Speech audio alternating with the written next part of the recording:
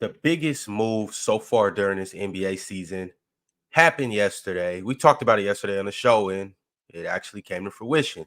Pascal Siakam is on his way to Indiana. Mars, thoughts on this trade? Um, I like it. I like it a lot. I think Pascal fits what they want to do offensively perfectly. Um, I'm the optimist in me is thinking he can get back to what he used to be defensively with lesser offensive responsibility. Because I don't like what he's been on defense for like the past 2, 3 years. But now with less offensive responsibility, I think he can get back to the versatile defender he used to be, which can help this Indiana team. And Indiana have been begging for someone who can continue to benefit off the advantages that Tyrese Halliburton creates for everyone. So now you have someone else who can put the ball on the floor, who can pass, who can facilitate off that off the advantage creation of Tyrese Halliburton.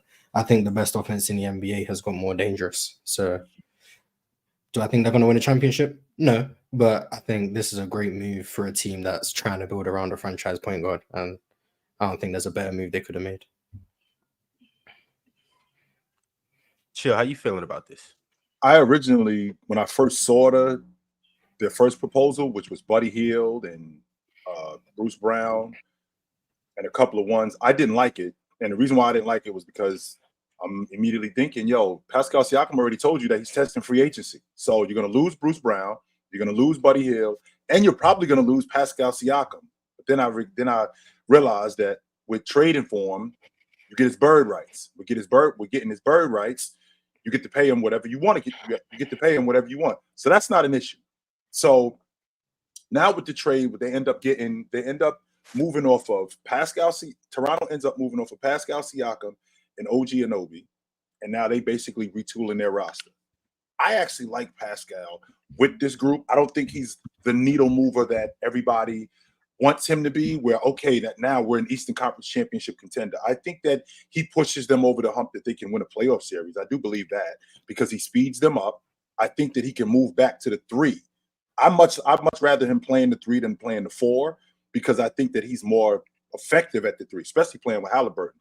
I think I heard a stat that I think he leads the league in transition field goal percentage, and Tyrese Halliburton, I think he leads the league in transition assists. So with that being said, that match actually sounds really good for the both of them.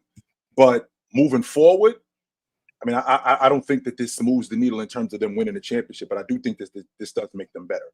They need to come off Miles Turner, though. Yo, Ox, hold on. They need to come off Miles Turner? Why do you think that? Yes, they need to come off Miles Turner. The more I watch Miles Turner, the more, and this may be a hot take for some people. This may be a hot take for some people, but this also may not be news to other people. I think he's soft, yo. I do. I think he's soft. I don't think that when you're talking about the better big men in the game, I ain't even talking about guys like Embiid and Giannis. I'm just talking about good big men in the game. He doesn't hold his own when you're going up against bruising big guys. He doesn't man the paint. He doesn't rebound like an elite big man should. And for that unit, as fast as they play, one of the main reasons why they're not very good defensively, is because of him. And it's because he's soft. And I do think that they need to come off of him. Does anybody else agree with that? No, I once thought that about Miles Turner. I don't know if you remember that, Ron. I used to say that when he initially got in the league. I'm actually liking Miles Turner more now. I think Pascal Siakam actually is going to help Miles Turner be the rim protector that he wants to be. I think Miles Turner just wants to block shots. You know what I'm saying? I think that's what Miles wants to do. And I also think Pascal Siakam is a huge needle mover for this team. I honestly, Chilltown, if the matchups are correct, I do see this Indiana Pacers team in the Eastern Conference Finals. I can see that. I can definitely see that. So if you look at if the season, so Big Ox, if the season ended today, they're in the play-in tournament. Right. So they got to make the playoffs. So they'd have to play Atlanta. They'd have to play Atlanta because how does that work? Doesn't it work where I think it's 7 against 10 and 8 against 9? No, 7 plays 8. 7 plays 8. Okay. So and seven. So the they winner have of that automatically goes, and then 8 Right. plays the winner of 9 and 10. Got you. So they would have to play Orlando. So let's say that they lose to. They would have to play Orlando. Oh yeah.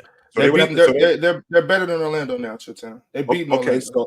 So if they beat Orlando, they'd end up with the 7th seed. That means they got to play Milwaukee in round 1. And they own Milwaukee. They already show what they do with Milwaukee. Milwaukee own Milwaukee. They'll be a first round exit 2 years back to back if that happens. Hey, and this is without Pascal. But we already know Chilltown. We know the season is not going to end today, and when the season does end, Indiana will be a 4 seed.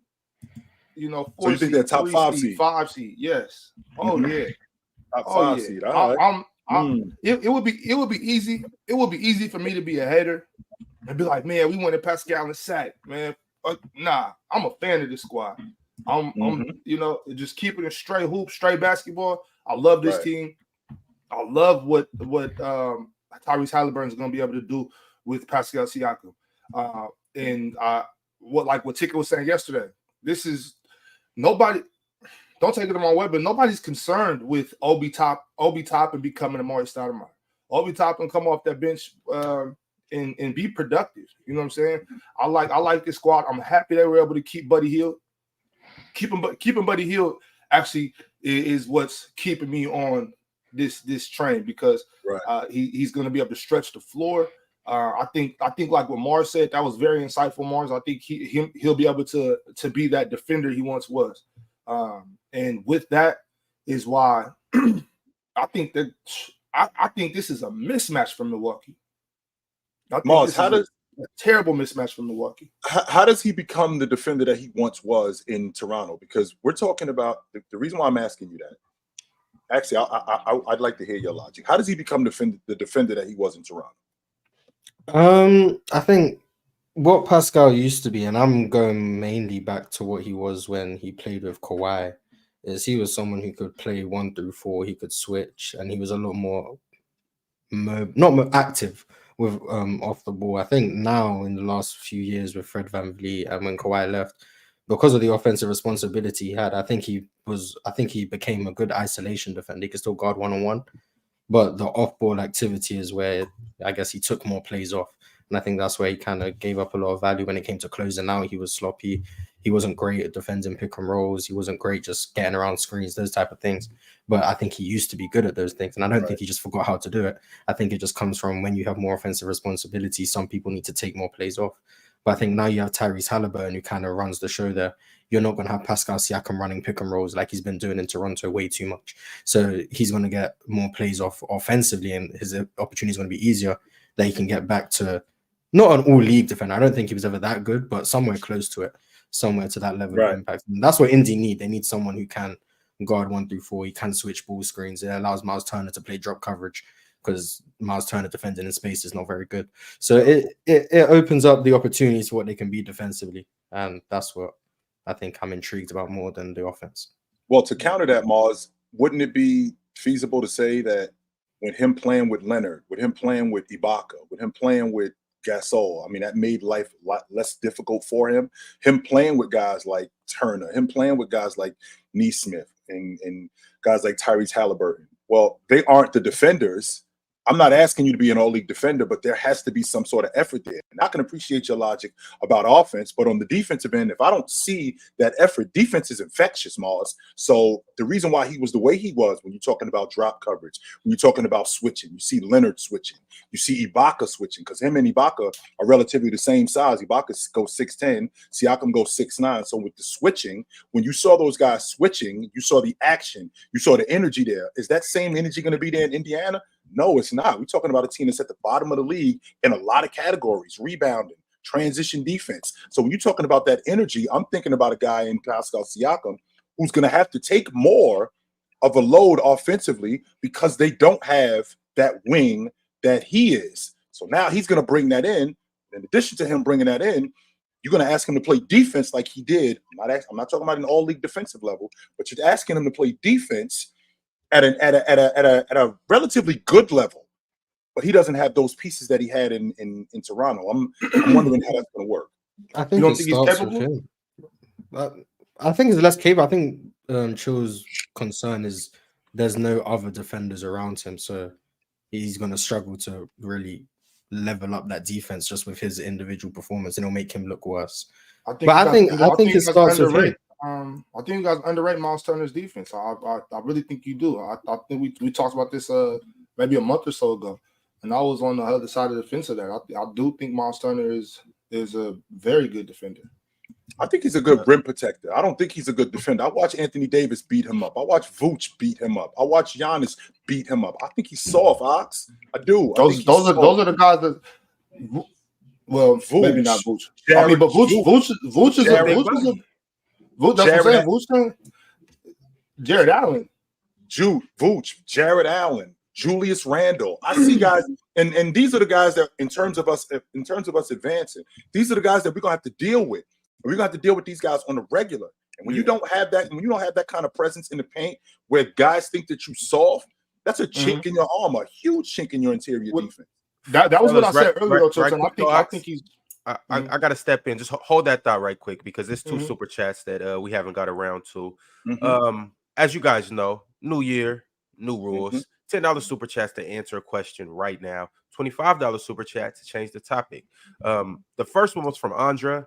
I don't know if this is 25, so I can't really tell. But he said Cuban really chose Kidd over Mosley. Shaking my head. Kidd is the worst head coach in the NBA. He should be a player development coach at best. Ask my Mavs fans what they think about him and Cuban. Two biggest problems in Dallas right now. Sorry for my English. He is not the worst head coach in the league. He ain't worse than Billy Donovan. He is not worse than Billy. The worst head coach in the league is Wes Unseld Jr. by a wide margin. And it's not even close. Wide margin. Is he really that bad? Oh, he's Christ. He's not worse than Wes Unseld. He ain't worse than Billy Donovan. He ain't worse than Jock Vaughn. I mean, I can keep going. There's plenty of coaches that he's not. There's plenty of coaches that he's better than. That's not true. That's not true at all. You know what that is, Showtime. You know what that is. First round, I would like to say this first round. You should get the currency exchange. That was like a $5 super chat. Get it correct, Ron. Why is it this color? The colors dictate what type of super chat it is. Because the number's a big number. Oh, they're deceiving us. Got you. Get the currency exchange, Ron, so you can type it in and you'll know. But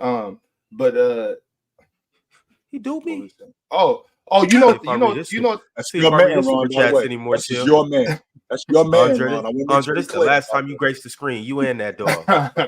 It's your man. But Ron. you know what that is, though, Chilton. And I've been trying to be adamant about this myself. And when I try to critique a head coach or try to critique a front office, I'm trying to stop doing it from a fan standpoint, because we're so adept. Like as fans, we want to see what we want to see. We want to be entertained. We want coaches to move how we want them to move. We want our players that we like to be in when we want them to be in. And it's just not fair to the coach or the organization, because we don't really know what they're trying to achieve. You know what I mean? Like, we don't know who they're trying to develop.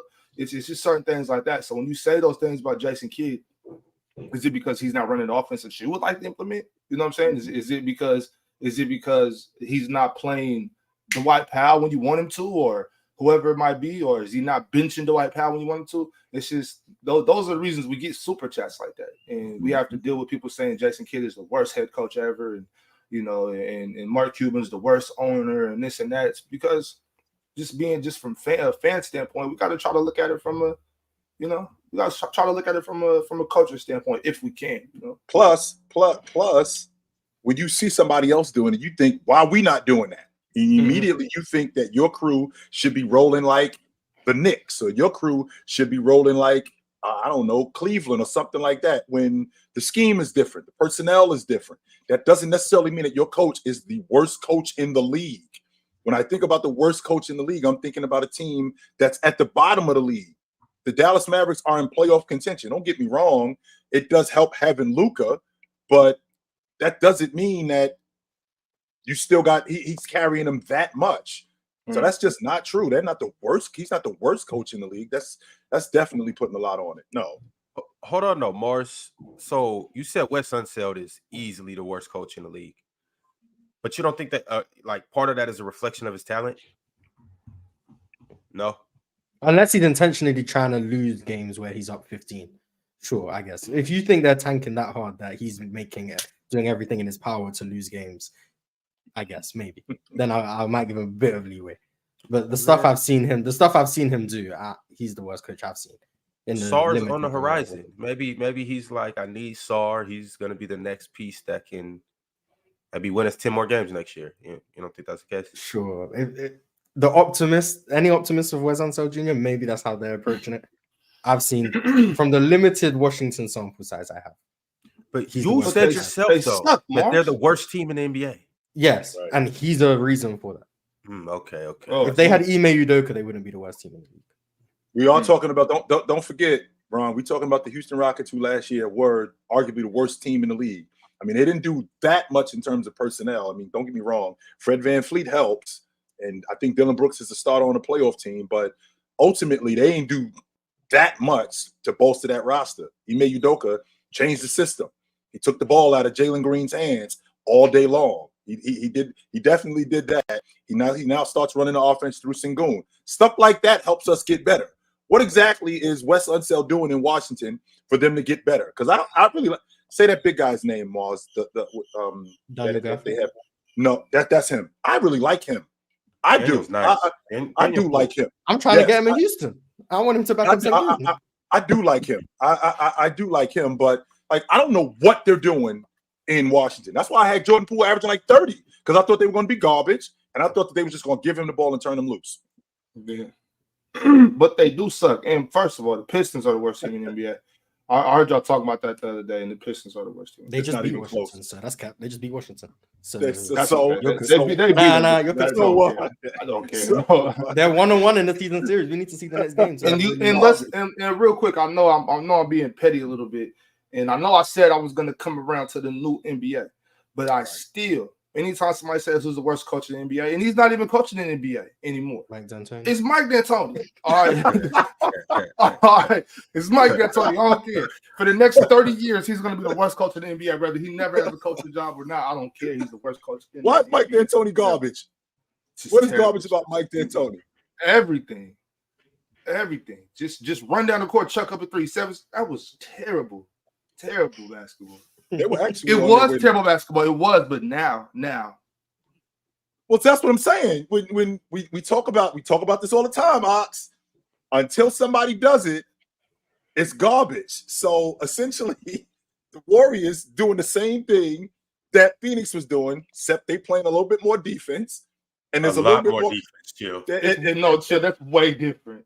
And there's a little bit more continuity on offense. So because they still a jump shooting team, they were a long ball shooting team, just like Phoenix was. They were a fast paced team, just like Phoenix was. Only difference is we got to stop people. We can't be the punch drunk boxer who I think I can hit you more than I can stop you from hitting me. We can't be that dude, and that's who Phoenix was, right? But until it didn't work. I mean, until it actually worked with another team, of course it's garbage. I mean, I got roasted for this, but I thought that if they would have saw Miami in the finals, I thought they would have smoked Miami. I told Shaq that. I said they would have smoked y'all. I think they would have ran y'all out the building. No question about it. I think those games would have been 125 to 118, and I don't think y'all would have been able to stay with them because I think they would have just ran you. I think they would have ran y'all out the building. That Heat team was a little older too, huh? Yes, I think it was D-Wade and a bunch of vets. A bunch of vets. Antoine Walker. And Udonis Haslem. Young Udonis Haslem. Forgot. Jay Will, Shaq. Shit, my man Zoe Morning. Yeah. Mm-hmm. Oh, Mario would have been all right. All right, so Alan R came through with another super chat, $10 super chat.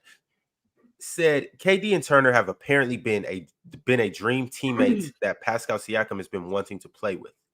KD and Alan R, how could you possibly know that? KD Pascal probably to Indiana? No, I think these are teammates that he's been like guys that he wants to play with. Oh, so over the course of his career. So Miles Turner, we can check him off the list. So now KD is next. I guess. Let me ask y'all this. Can Phoenix afford him in the offseason? Who, KD? No. Okay. Siakam. No, Pascal. Pascal. If he Sign signs and trade one with of- Bradley Beal. Sign and trade with Bradley Beal. No, Morris. They got to keep Bradley Beal. Because my thing is, I've been saying they got a 2-year window. So, I'm just saying. Maybe But somebody remember takes too, a pay cut. Mars. So KD is on the books for another 2 years at max money. Bradley Beal is on the books for 3 more years at max money. Devin Booker is on the books for 3 more years at max money. For us to bring in Pascal Siakam for max money, we'd have to empty the roster. Literally. We can't do that. No, we can't do that. And now we got 8 guys playing at league minimums. And the luxury tax is going to be ridiculous. No, they ain't trying to hear that. Nope. Maybe. Shit, they play with those 4. Sign me and Morris. Yeah, I'll be the steady point guard they need. Yeah. We just stand there, let them go to work. That force crazy. I will tell you this, Ron, because what we do is we do a lot of times we just look in the NBA, and I keep forgetting, like, where does the NBA get their players? And I really need to start paying attention to college basketball.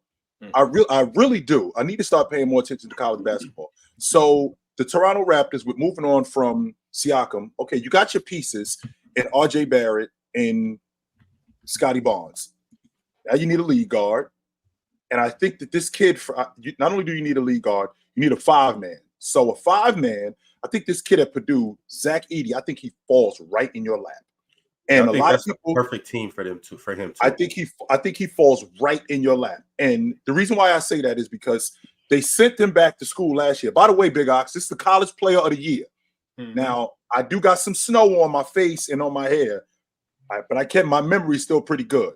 And I remember the college player of the year and not only the Big Ten player of the year, the national player of the year. When he played in the Big Ten, he was the #1 overall pick in the draft. That's Chris Webber. That's Glenn Big Dog Robinson, when you are that guy. So a guy like Zack Edey, where they're telling him to go back to school, well, why are they telling him to go back to school? What is it that he doesn't have that he needs? Well, he's not that great of an athlete, but last I checked, Big Ox, Yao Ming was a mud foot. Yao Ming didn't get up and down the floor with the best of them. But the skill set, I feel like we could teach that. I feel like we could teach this big guy. I feel like we could teach him how to knock down mid-range shots. I feel like we could teach him to pass. Now, I ain't talking about pass like Joker. I ain't talking about pass like Chamberlain. But I feel like we could teach him how to do these things. Because I don't think that there's one of us up here who, in 2011, when Kawhi Leonard came in the draft, if I would have said, Mars, Kawhi Leonard's a 25, 30-a-game guy for 5 years, you would have been like, no, I'm not buying it. I'm not buying it. So with that being said, a guy like Zack Edey, who his skill set looks raw, I think we could teach this dude the pro game, and he could be real productive in that Toronto system. Zack Edey, watching him last year and then watching him this year, he's improved from last year to this year. Mm-hmm. Just based on just being able to do different things, being able to pass out the double. The way Zack Edey passes out the double, like y'all want Anthony Davis to pass out the double. And I think Zack Edey could come to the NBA, and I know a lot of people think he's too slow. He'll get played. I've seen people in the chat say he'll get played off the floor. I don't expect him to come and play 35 minutes or anything, but I think Zack Edey could give you a really good 18, 22 minutes. Mm-hmm. The thing about it is, like, you guys got to understand, even Anthony Davis gets cooked off the dribble and pick and rolls. And it's what I'm saying. Like, if a point guard is going to get cooked, a big man's going to get cooked too. It just comes with the territory. But if he's making up for it in other areas, if he's rebounding, if he is playing help side defense, if he is containing his matchup to the best of his ability, if he is catching lobs, if he is getting offensive rebounds, tip dunks, if he is also being able to pass out the double and being an efficient passer, you can make up for things like that in certain ways. And also, too, a lot of it depends on your defense. If you guys are able to rotate and help when that big man is getting cooked, then maybe you can afford for him to be on the court a little more. Obviously, like, you don't want somebody that's just munch out there that's just getting picked on, but it's certain ways that you can make up for it as a player and as a team. I think Zack Edey should have got drafted last year, and Ox, you said he improved. I mean, that's just what happens with 18, 19-year-old kids, 20-year-old kids. You have to improve. Like you don't have to improve, but more than likely, you're gonna improve. Yeah, you get better. You do get better. So, yeah, I like Zack. Back to the trade though. Chilltown, you had kind of alluded to Pascal playing the 3, and I know Ticket was high on Obi playing a lot. Do you think Pascal is going to be a kind of yesterday you were brought up Swiss Army knife? Is he a Swiss Army knife of sorts for the Raptors? I don't think he's a like Pascal playing the 3, Siakam? 4, and 5. Yeah, like being able to play the 3, 4, and Pascal 5 and play all Siakam over the floor. I don't think he's a Swiss Army knife in the sense of like Derek White or anybody like that, but I do think he's versatile. I do think you can have him at the 4. I'd much rather have him at the 3. I think that's where he's the most effective. And I don't think that takes away from Obi Toppin's minutes. The reason why is because Obi Toppin can come on the floor and we can move Siakam to the 4.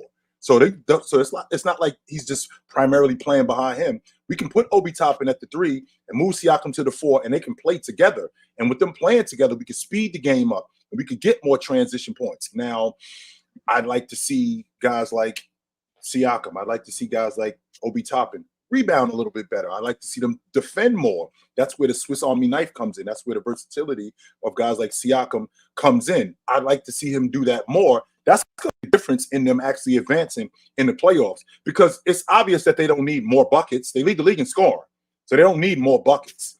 I think that they need more of the other stuff. They need more rebounding. They need more defense. They do need more versatility at those positions, particularly on the wing. And they need size too, because that really helps that Siakam being 6'9", close to 6'10". That definitely helps them, because a guy like Mathurin at 6'6", 6'7", he's limited in who he could cover. Just like Naismith is limited in who he can cover. As good as he is and as much hustle as he gives, it's a little bit limited in who he could cover. I just want to get off of this. I'm tired. I don't give a damn about what Obi Toppin getting a bunch of minutes. Why not, Ox? Because are you just mad that your team didn't get Pascal? That's really what it is. That's what it is. I know you were pushing for the Kings to get Pascal. I just said earlier that I'm a big fan of this team. I really like this move. I said I could easily hate and be that guy, but I want to talk about basketball. Do you want to hate not about emotions? I don't understand. I don't want to talk about emotions. I want to talk about this basketball. Obi Toppin is a backup power forward. He's a backup power forward. I know Ticket came up here and pushed that crazy propaganda. This look, Obi Toppin. I'm a fan of Obi Toppin. I like Obi Toppin, but then again, I'm the type of person I could be a fan of the 9th man on the roster, and he plays 7 minutes a game, but I still like his game. Obi Toppin needs to come out and play 19 minutes. We don't need to be worrying about getting Obi Toppin minutes. Like Pascal is on the team now. He's far superior than Obi Toppin. Like Obi's a backup power forward. Let him be that. You know what I'm saying? He's not Amari Stoudemire. He's nothing close to Amari Stoudemire. He's not even a poor man's Amari Stoudemire. And he's a very good basketball player. I like Obi Toppin. But we can't be in the front office of Indiana worrying about Obi Toppin. Like, develop him, let him do his thing, but he is a backup power forward. And let him be that.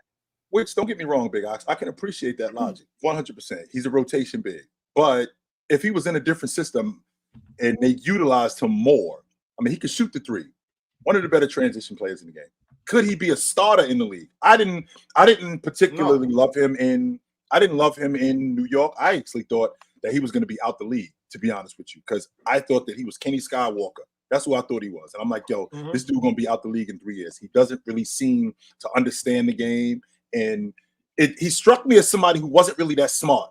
But then he gets in Indiana's system where he really doesn't have to do much. Run the floor, knock down open shots, be solid on defense. You don't have to do that much, as opposed to when he was in New York, being a lottery pick. They expected him to be the next generation of player. And I think that kind of slowed down his development, because we forget, Big Ox, these guys coming out of college as lottery picks, they still are developing. It's not like they're coming into the league and I'm 30 a game right when I show up. I am getting better. So I do have to get in the right system.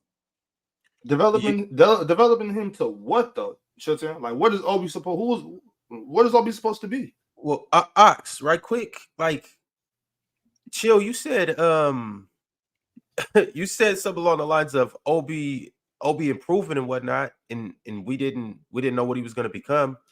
Maybe this is what Obi was supposed to become. Like Obi got on his Pacers roster, and he has taken significant steps from what we've seen. He's averaging a career high in points. He's averaging a career high in rebounds. He's averaging a career high in everything else. He's averaging a career high in minutes played. On top of that, he's shooting phenomenal numbers. He's shooting 59% from the field from 2 and 42% from 3. Obi looks pretty usable to me. He looks pretty efficient to me. He looks productive to me. He's like, if this is what Obi does for the rest of his career, Obi's a pretty damn good player. Well, the thing, Ron, is he's coming to play this role now. Put Pascal Siakam there. It's just going to be much more productive. And I'm not trying to knock Obi because it's not a knock to say somebody isn't a starter in the NBA. You know what I'm saying? He's still a really good basketball player, but he's a bench player. He's a really good rotation player. And that's where I think he should be at. I don't think anybody should be worrying about forcing him into the starting lineup or, he starts at the 4 or the 3 and Pascal. No, we start Miles, Pascal, Buddy, Tyrese, whoever, you know what I'm saying? And bring Obi off the bench, bring Jalen Smith off the bench. It just deepens their bench now. And that's what I'm saying. Like, Obi's, y'all got to get that out your mind. Like, don't listen to what Ticket was saying yesterday. Obi Toppin is not Amari Stoudemire, and he will never be Amari Stoudemire. Like, let's just stop that, bro. I do understand. I do understand like dudes being in a certain system, right? I do get that part. Like a dude being in a certain system, he can look a lot better than what he really is. But I mean, Amari Stoudemire was a monster. Like, right. We talking about somebody completely different. Like, one of the best one-on-one players, great in transition, knocked down the mid-range. He didn't rebound as much as I'd like for him. The athlete that he was, he didn't rebound as much as I would like for him to rebound. But ultimately, I mean, you talking about an all-pro, first team all-pro, by the way. I don't know if Obi Toppin is a first team all-pro. Well, and the thing is too, when they can, I got you, man, real quick. I want to say this too. I'm also on board with when they go small, and you got Pascal and Obi out there together, running the floor. That's 2 gazelles going crazy. Like that's going to be really hard to slow down. So I want Obi to get minutes. Don't get me wrong, but I want to see that small ball lineup. I like both though. I like the big lineup because Tyrese is a big point guard. And then if you throw, it could be Nesmith at the 2, and then you go Obi, Pascal, and Miles. That's a huge lineup. But then flip it back around, go Obi, Pascal, and then you put Buddy and Benedict in there. Right. That's a smaller, faster lineup that can really get up the floor. Tyrese Halliburton is going to have a field day with that. Hey, we've been seeing 20 assist games. Oh, right. We might. I'm not gonna say 36 game. That would be glazing to the match. Yo. If I said Tyrese gonna have a 30 assist game, y'all can vote. Y'all can vote for a new host. If Scott Skiles can do it, you know why can't Tyrese Halliburton? I think Tyrese Halliburton better than Scott Skiles. Tyrese Skiles. I think he is too. I think he is too. I'm just saying, I think it's possible. But anyhow, Lee Ave Star said, "Welcome back, panel. I love the new format, but can my Cavs get some love, please?" And I believe, if I'm not mistaken, they're on the longest winning streak right now in the NBA. The Cavs are 8-2 in their last 10 games and on a 6-game winning streak. That's tied with the Utah Jazz, 6-game winning streak. They're both on a 6-game winning streak. But how are we feeling about the Cavs right now? It's their fault. Why is it their fault, Big Ox? Just because the way they started. Like, I know we're supposed to be able to, you know what I'm saying? I know we're supposed to be able to forget about that and be like, yo, well, right now they're doing, but we expected big things from the Cavs, and they disappointed us for the first month and a half. Yes, so, you know what I'm saying? So now it's like, okay, I need to give us some time. We'll warm up to them, though, but I still got a little faith in the Cavs, though. Yeah. I said before the season started, I had them as a top 3 seed in the East before the season started. That's where I had them at. And like you just said, Big Ox, they had disappointed us. But I don't think we're talking about what Donovan Mitchell has been doing, what Jared Allen has been doing, and the fact that they were left for dead. Let's be clear about that, Ron. Losing Evan Mobley for 2.5 months. Losing Darius Garland with a broken jaw for almost 2 months. Losing these guys, that team was left for dead. And Donovan Mitchell since he's come back from injury has been fantastic. I think he's 29, 7, and 8 since he's come back from injury, but he isn't the catalyst, though. As good as he is, right? And as much as he's done, which I watched him last night when Mars, I'm telling you again, I'm going to say this for the people in the cheap seats. Milwaukee is fool's gold. I'm telling y'all dudes, Milwaukee is fool's gold. I'm going to say it one more time for the people in the cheap seats.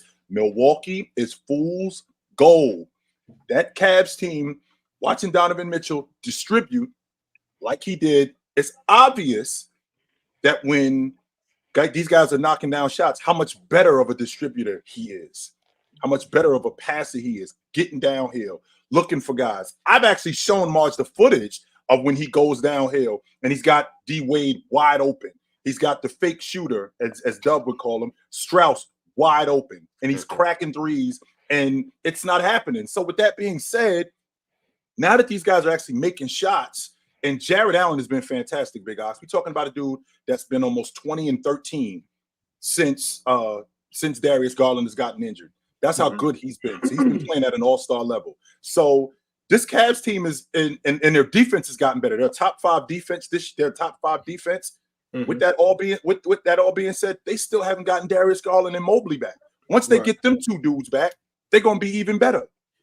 Yo, but chill. I got too much honor in my heart to just let that little jab slide. You could have praised the Cavs, and you didn't have to throw that little sneaky uppercut to the ribs to the Bucks, because you know, like I know, like Mars knows, the same way that Jalen Carter knows. Giannis didn't play last night.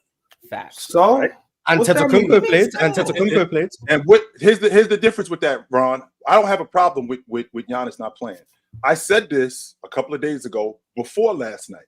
But the fact that Giannis doesn't play, there's no way you can sell me that our best player being out of the lineup and the guys that we have, we should lose by 40. That shouldn't happen. And we shouldn't get blown out by 40. No. I get you. But I don't care if my best player is out the lineup. We shouldn't lose by 40. He's all they got, He's all they got. The Nuggets without Jokic, trash. The Sixers without Embiid, trash. Better than the Bucks without Giannis. They could be, but that's why he had a bad shooting night too, though. I mean, what? Like that's why Middleton was like 1 for 10. I think Lillard kind of showed up in the first quarter. After that, he was pretty much terrible. So when your 2 best guys are terrible at shooting, it's kind of like, all right. Play defense.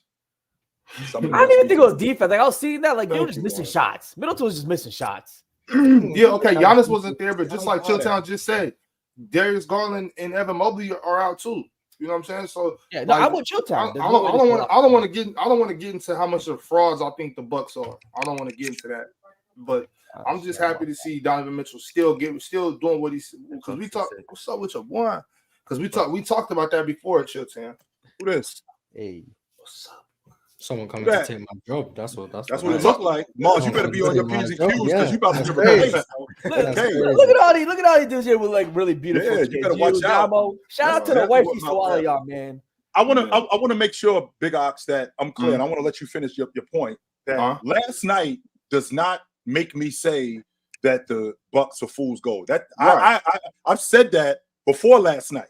I didn't just say that last night. I said that before last night. I actually said that when they lost to Sacramento, when they gave up 142 points. I said that a couple of weeks ago when they beat Sacramento, but they beat Sacramento, but they gave up 142 points. I said that a couple of weeks ago when they lost to Utah, when they were down by 30 at home to Utah. Right. I said that a couple of weeks ago when they had to come back being down 30 to the Trailblazers, how bad that defense is on the perimeter. But what I want to make sure I'm clear on is I'm not just saying that just because of last night.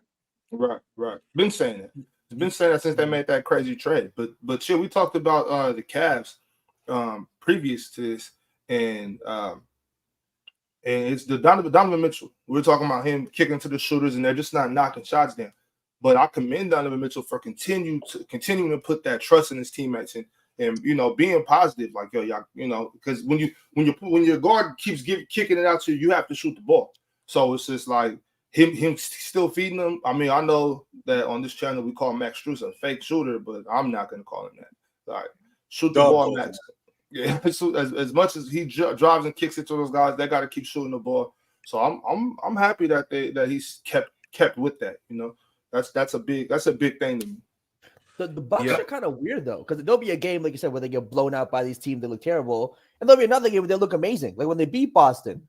You know, like all those guys play. Like Giannis can still, in any night, be the best player on the floor. We saw what Lillard did with that game winner. That's the exact reason they brought him over. Is in the playoffs for him to do that. In the fourth quarter, you give him the ball to him to get buckets. Chris Middleton, when he's on, a phenomenal third option. I just think this team, when they're on, they look amazing. They just have these dud games where, again, they get blown out. They're not playing defense. If they're missing shots, it is what it is. But for sure, that defense is a problem. But again, I don't think it's a team you want to play in the playoffs. That's the problem, Jalen. That's the problem, Jalen. Chris Middleton should not be the third option. See, now it's getting crazy. Like he should be the 2. He should be he should be the first option. Oh, I got nothing for you. I got nothing for you. Whoa! Just saying, you give Chris Middleton the ball, good things happen. That's all I'm saying. Good things happen. We're gonna say it. We're gonna see. Am I saying? Chat? Everybody, relax. Am I saying he's better than Giannis? No. Am I saying he's better than Dame? No. What are you saying, Big Ox? He should be the first option. Get that man the ball. Mars, where did we hear this before? What? It was a similar take. Who was the player? I legitimately can't remember. About someone being. I believe it was Tyrese Maxey. Give him the right. ball. Oh, that's right. Yes, that's right. That's right. Hey, was I right about that? You were. Maxey was better than this one. The Maxey you was wrong. You got to do that with 35 and 12. No, I'm saying, but not necessarily the first option, but just giving them the ball, getting James Harden as well. I wasn't because when I said I wasn't saying that he should be taking all the shots or be the first to shoot, but he should be getting the ball more. So you was gonna. I'm sorry. So we clear, Jalen.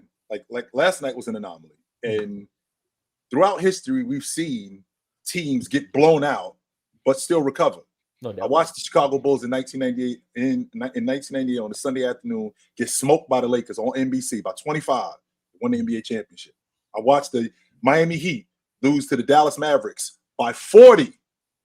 By 40, they won the NBA championship. In fact, they beat that Dallas Mavericks team that year. I watched the Los Angeles Lakers in 2010 get booed in their own building on Christmas Day. Got smoked. I think they won the NBA championship that year. So, and I just watched the Boston Celtics lose by 40. It happens. I do get that. It definitely happens. But what doesn't happen is being inconsistent and having huge holes in spaces where we need this in order for us to win. And on the perimeter defensively, they are fool's gold. And I don't think Giannis can make up for that. I don't. I think this is a good time to move on because I don't like the direction that this show is headed in. But the direction that I think you guys should be headed in is going to www.playerschoicemerch.com. Go support. Go show us some love. Also, do yourself a favor. Grab one of them beanies. It's real cold outside right now. Go help yourself. Also, we are live and in full effect on Playback TV. Download the app. We are gifting away NBA League Pass memberships. Now, for those who don't know about Playback, you're able to watch actual NBA games on Playback. Like we were able to watch the Rockets play on Monday with Mars. Me and Mars. This is the first time I ever got to watch an NBA game live with Mars. It's pretty fun. Last night, me, JD, and J-Rob got to watch the Mavericks play against the Lakers. It was a good game. We will be doing that a whole lot more often. I'll be announcing it to you guys. I'll let you know what games we're watching, what day we're watching, what time we're watching, and we want you guys to tune in. Come get you a free NBA League Pass subscription. Also, on top of that, we get 20 VIP passes. So the first 20 people in the room get to watch the game for free no matter what. You don't have to do anything outside of that. I got a question around about Playback. What's up? We won't be watching no Kings games, unfortunately. That's fine. I'll be watching the Kings games. All right. What I want to know is, are you guys like commentating and breaking down the game, or are y'all on y'all Bill Walton and just talking about random stuff while the game's playing? I just want to know because if what are we doing? What are we doing? A little bit of both. Are we doing hoop talk or are we doing Bill Walton talking about stories from 6th grade? What's going on? I tapped in a little bit to what they were talking about. They were talking about sandwiches. Sandwiches, okay, great. That's what I tapped into a little bit. They were talking about sandwiches yesterday. I'm not coming to talk when I about just checked in to see what's going on. No, I want to turkey sandwiches better than ham sandwiches. I prefer roast beef, but That's to cool each too. his own. To each his own. So you guys are more Bill Walton than Doris Burke. It kind of depends on Yes, who's up there. Doris be talking hoop. She might not say what we want her to say, but she still be talking hoop. I dig Doris. Yes, I do. I dig Doris Burke. I think you get a mix I of love everything. You got like yesterday. What I saw Ron and Ron Ox JD. They do some play-by-play calling. Then they're debating some guys between Kyrie, Luka, and then there's also analyzing game. A little bit of everything, right? Yeah, mix content. Yeah, content. no doubt. I just want try to to get my sure. play-by-play on, but like Dub, when he's up there, he tends to talk about a lot of off the court things. J-Rob tends to talk about a lot of football things. It just depends. Mars was up there. It was kind of a wave of up and down. I was just going through depression, so you see what I'm saying? Heartbroken Mars. It was an emotional roller coaster for It was Mars. a tragic day, man. It was a tragic day. All right, y'all. We got a couple super chats. And Jalen, after this, I definitely want to hear your take on the Pascal Siakam trade. And also, you are a Canadian guy, so I want to hear how things are on that side of the border. But we got a tribe called Lynn with the super chat and said, question right now: Siakam or Wemby? Oh my God. It's nuts, ain't it? This is crazy, isn't it? It's crazy that Wemby's already better. It's crazy. Right. It's crazy. The disrespect to Siakam, an all NBA guy. Yo, I will say what?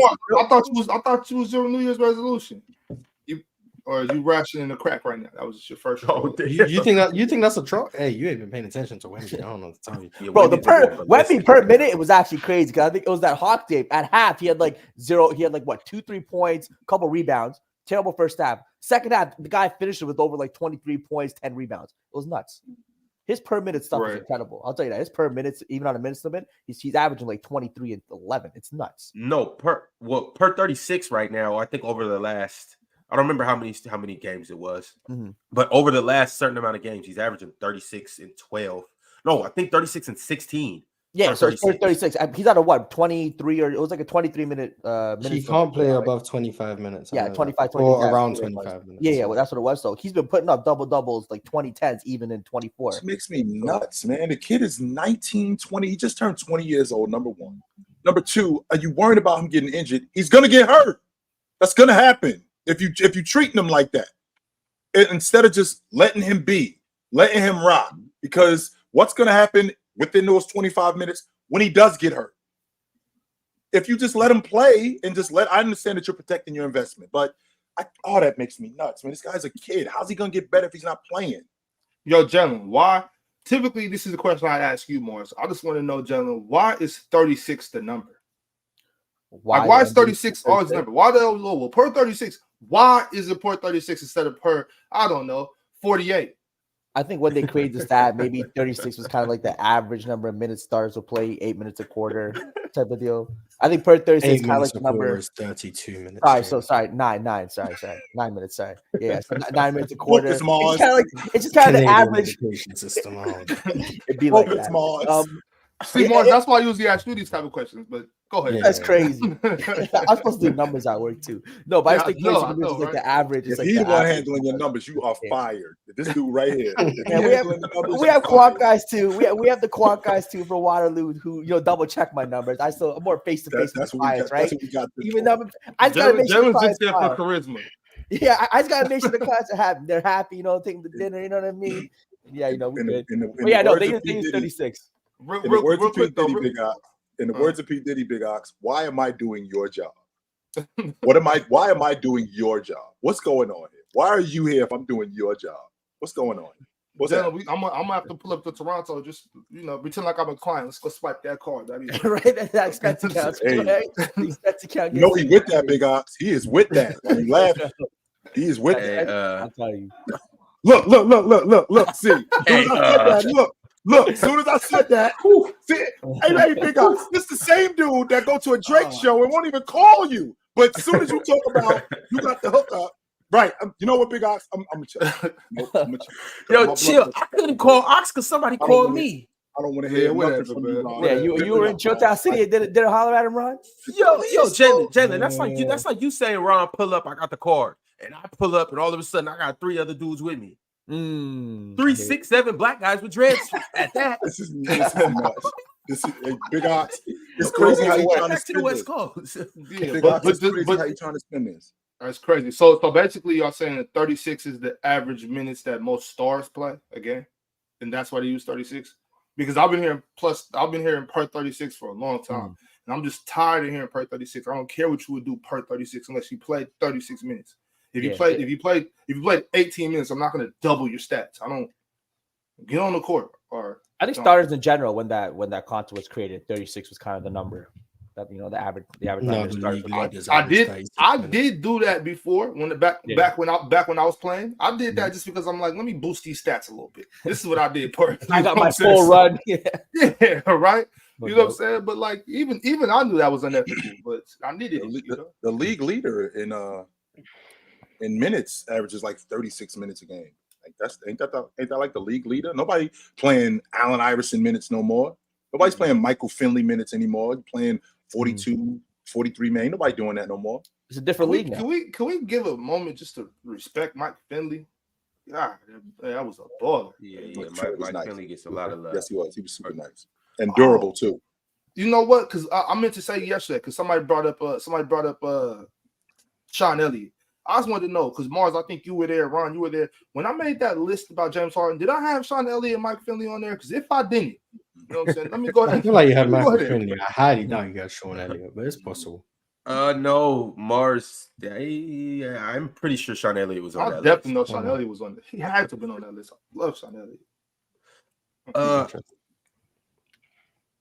Let's go ahead and get to the next super chat, though. Mm-hmm. Let's do that. Andra 15789. Andra, you sound like a robot. Andra said, "Yes, I really don't know. He is trying to achieve with his rotations. What he's trying to Jason achieve. Kidd, yeah. He's hating on Jason Kidd rotations."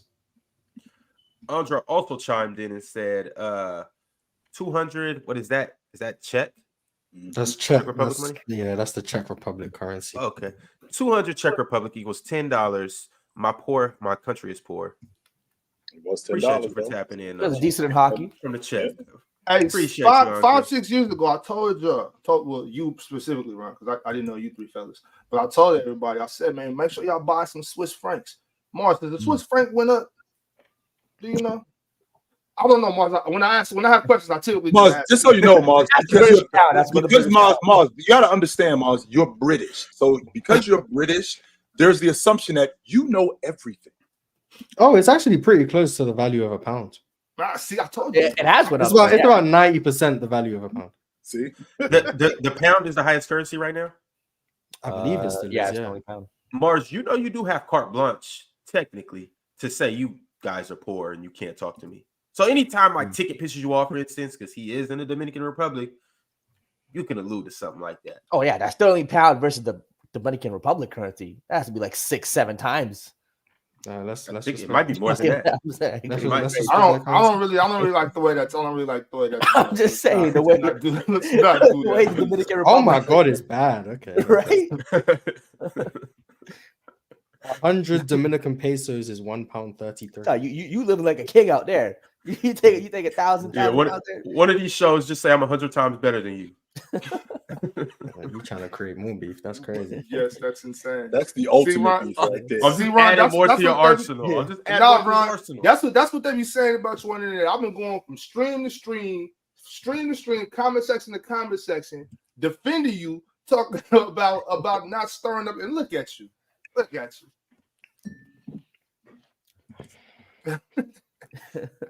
Austin generally said, Edey has been hooping this whole season and has been consistent, and no one is saying anything. What a shame.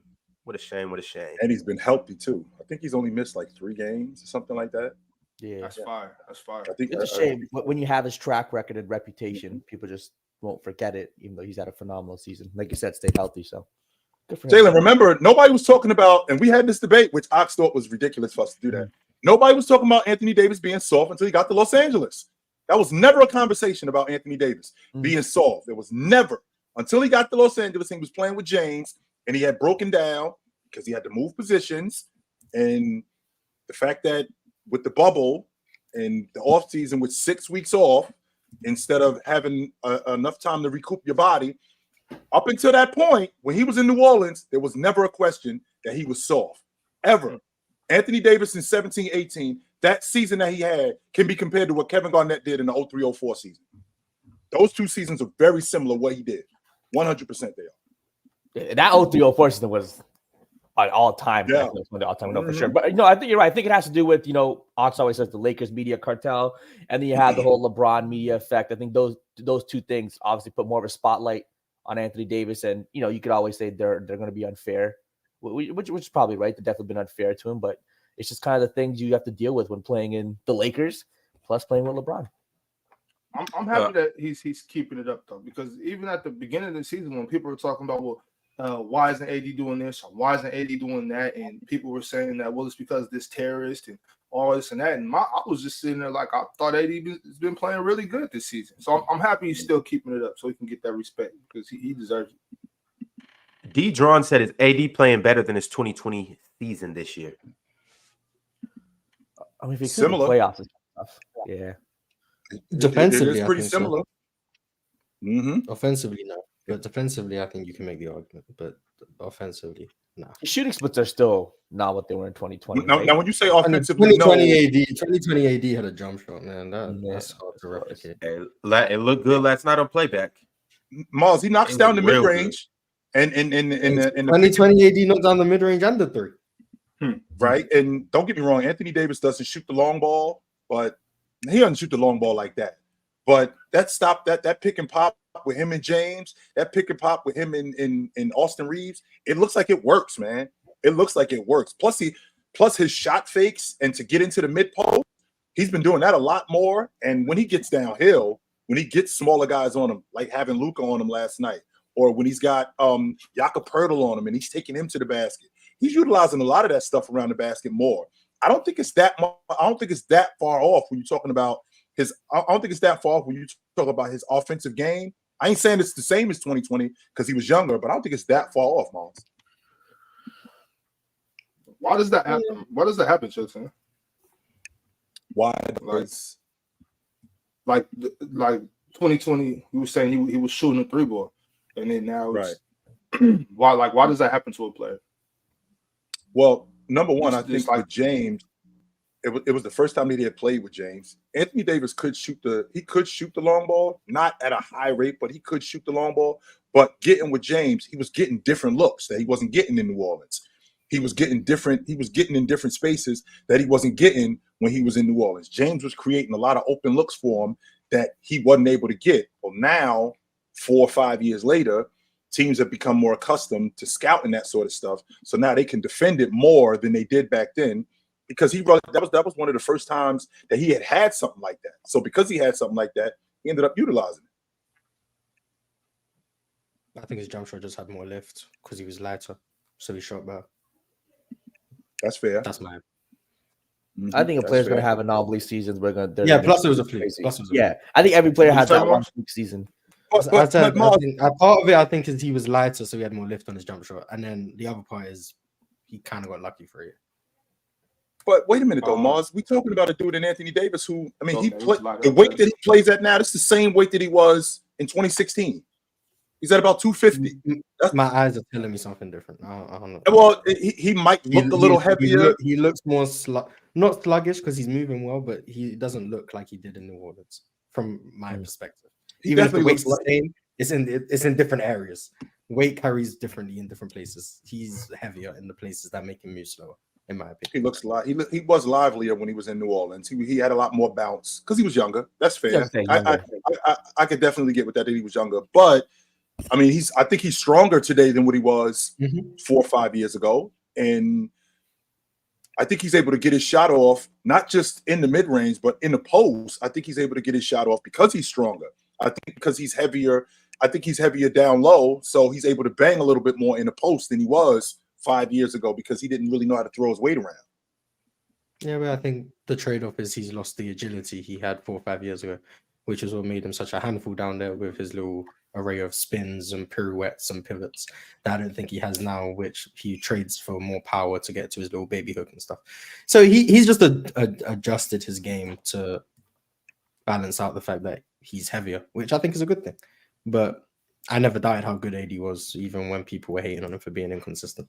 So nothing like, I think the best way to judge AD, if people aren't talking about him, that means he's doing his job. That's a good thing. Yeah.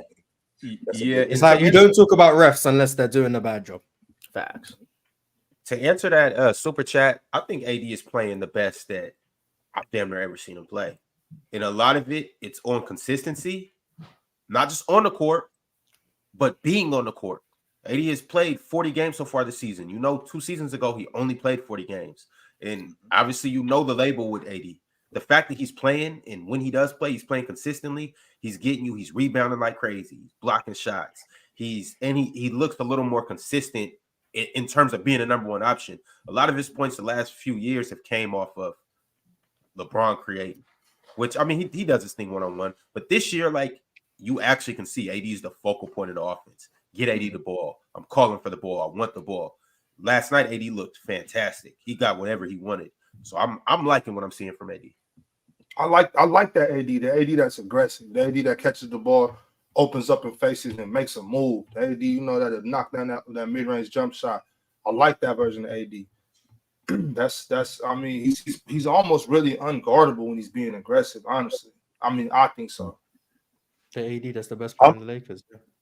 I'm on Ox page with that, and the term that Ox used more than anything is like when he gets the ball, the mentality is it's not I'm looking for this. No, get busy, get to work, and that's what he seems like when he gets on the box. Yo, I'm getting busy and I'm getting to work. Give me the D-Lo from last night too. D-Lo. Oh yeah, if he could play even 70% of that, every game. Lakers would be all right. Every game. Like 70%, not obviously not give me 28 a night, but even like 70% of that, you give every night, be all right. And good efficiency. Let me not hit on D-Lo. Oh, yeah, that's a great super chat. Yeah. Two Buddy said, my Nets have now lost 14 out of the last 17 games, and I got an email this morning telling me I can renew season tickets. If y'all don't trade everyone older than 22, you could kiss my black. You know what? Facts. Trade everyone older than 22. Trade all of them. Mars is loving this. And Mars, why are you loving this again? Why is this fantastic for you, Mars? It's crazy that we just have their picks till 2027. It's crazy. Oh, there you go. That's insane. Man, it's so How can you in the last 10 years, okay, we in 23, 24, how can you in the last 10 years wreck possibly your future development like this so badly? Not once, but possibly twice. What you're going to do is you're going to give up if they don't make the playoffs, you're giving up your ones like you did with Kevin Garnett, Paul Pierce, and Jason Terry, which turned into Marcus Smart, Jason Tatum, and Jaylen Brown. So now what you're going to do is you're going to do that again for somebody else, like the Houston Rockets possibly, and give them your ones, and they're going to end up getting this guy, and this guy. What's going on in Brooklyn? When that pick turns into the number one pick this year. Who is running? You don't want to hear me when that draft lottery comes and we've got the number one pick courtesy of the Brooklyn Nets. You don't want to hear me. This is nuts. I expect more. Again, Mikal Bridges, obviously Simmons is still hurt, but I expect at least Mikal to be a little better. Even a guy like Cameron Johnson, that probably to be a little better. So why though, Jalen? I mean, when he was in Phoenix, that was actually him. When he's playing with Devin Booker and he's playing with Chris Paul, that's actually him. For him to get in Brooklyn and now you're looking for 25, 26 a game. Because you saw that right when I got there, that's really not who he is. He's an elite defender, a slasher who can score, but the most part of his game is he's a defender who can score. He's not a scorer who can defend. He's a defender who can score. So at best, he's like a 21. I'll give him between an 18 and a 22 a game guy. He's not a 25, 26, 27 a game guy. No, that's not him. Yeah, but I was going to expect 25, 26 from Cameron Johnson. I mean, from Mikal, I thought he'd be, maybe he could push close to 25 and give you elite defense, be one of the best two-way players in the league. Cam, I thought between 18 to 20 on really good efficiency. It's just both haven't panned out that way, sadly. I said, look, when Cameron Johnson was Mikal, we saw the flashes even when he got that second out. We saw it, so I thought he could do that throughout the season. Clearly didn't do that. And with Cameron Johnson, anytime he got kind of the usage and got the shots, he would perform in Phoenix. So I just thought those shots would be more available to him, and he would be that guy. But again, just didn't turn out that way. Just got another super chat from Two Buddy. Said Chilltown. Who cares what picks the Rockets get that sunk cost? The best thing to do now is cash in high on guys like Bridges, Cam Johnson, Dorian Finney-Smith, etc., and rebuild. Doesn't make sense to carry on. Okay, first of all, let's start the conversation with who cares what picks they get. This dude right here cares what picks they get. This dude sitting right next to me. He's the one who cares whose picks they get. That's number one. Number two, if you're garbage and those picks end up being lottery picks, which is going to be the foundation of your team, they go to him. They go to this dude right here. That's a big deal for a team that's garbage. It's not like your team is good and you can stockpile these picks and maybe trade them for draft picks. You're not going to have them. So in addition to you being terrible, you're not going to get any better because you're not going to get any other players, young players, to get better.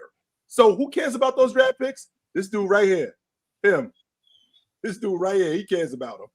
Yo, too, buddy, too. You also got to understand, y'all have been going through injuries. Like, you guys haven't been healthy for a good stretch of the year, whether that's Cam Thomas, whether that's Mikal Bridges, Nick Claxton, Cam Johnson even missed some games. So you guys haven't been healthy. On top of that, bro, like, why would you get off these young players so fast just to go get more young players? That's it's not a good chance that you draft somebody and they end up better than Mikal Bridges. It's not a good chance that you draft somebody and he ends up as good a scorer as Cam Thomas. It's not a chance that you draft somebody and they become as good as Cam Johnson. Now, I mean, they could be, but you're taking a shot in the dark. I think these players are young enough where you just sit back, let them build, let them get better, let Nick Claxton get better, maybe sign another free agent or two. Another old guys, for instance, okay, Dorian Finney-Smith, Royce O'Neal, those guys, yeah, flip them and try to get what you can get. But other than that, bro, I think you just kind of got to stick it out. I mean, Mikal Bridges is 27. I don't know if I consider him young more than just in his prime. He's like at that tier where it's like you're right there. You could be young or old. Yeah, I just what are we in? What year are we in with Mikal Bridges? This is what, year 5 that we're in? Might be 6. I know he's same year as Luka. Same year as Luka. That's what I know. So we're in year 6 with him. So essentially he's going into. So he's entering his prime. We entering the prime years of Mikal Bridges. Every contending team would love him. Every single contending. Because his defense has not been good. Because you're asking him to be a scorer. I don't think he's a great defender anymore. Not because he can't play defense, but because he's exerting too much energy trying to be a scorer, which he's not. Which I tried to tell you guys that 27 was not gonna carry on. Now the Cam Thomas fall off is disappointing, but I stand with Two Buddy, man. Trade everyone on the team other than the young guys. Nicholas Claxton, him too. How was the Cam Thomas fall off disappointing? We expected that. No, we knew he wasn't the best scorer in the league, but he's been playing poorly as of late. Like, there's no excuse for Cam Thomas. There's no excuse for Cam Thomas going 2 games without making a shot. There's no excuse for that. You're right, Morris. But you can't play like he plays and think that this is going to be something consistent. He's going to be hot sometimes. He's going to be cold sometimes. He's just not. He's just not who everybody thought he was. This year in particular, like, it happens a lot, but this year in particular, I was very disappointed in us because we just got so excited. And we must have just missed basketball because that first 4 weeks, I was embarrassed of us, me included. We just saw something. We were, oh my God. Like, it's 82 games in the season. Mark, I got a question. If you guys, I'm the Oklahoma City Thunder, and I'm picking up the telephone and I'm calling up Brooklyn. How about you hand over Nick Claxton? What do you want? Hopefully, they only want Josh Giddey. That's what I'm prepared to offer. Is that all it's going to take? How much leverage do Brooklyn have? That's what I'm like. Because they don't have any draft picks. Yeah, OKC can offer some picks. They got enough if they're that eager for Nick Claxton. You'd be like, couple picks, Josh Giddey. If you want Aaron Wiggins, there you go.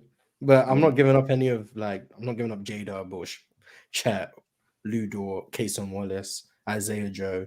They're all untouchable. Maybe you can have Kenrich Williams. But like, that's the players I'm willing to give up. I'm not giving up any core pieces to the Nets because the Nets don't deserve my core pieces. I'm not trying to help them. That's my perspective. Does Nick Claxton, does he push them over the top? As I'm just talking about. Not I'm the just talking about Claxton I've seen this workout. season. I'm gonna be honest. Not the Claxton I've seen this season, but I think that's because Jock Vaughn's misusing.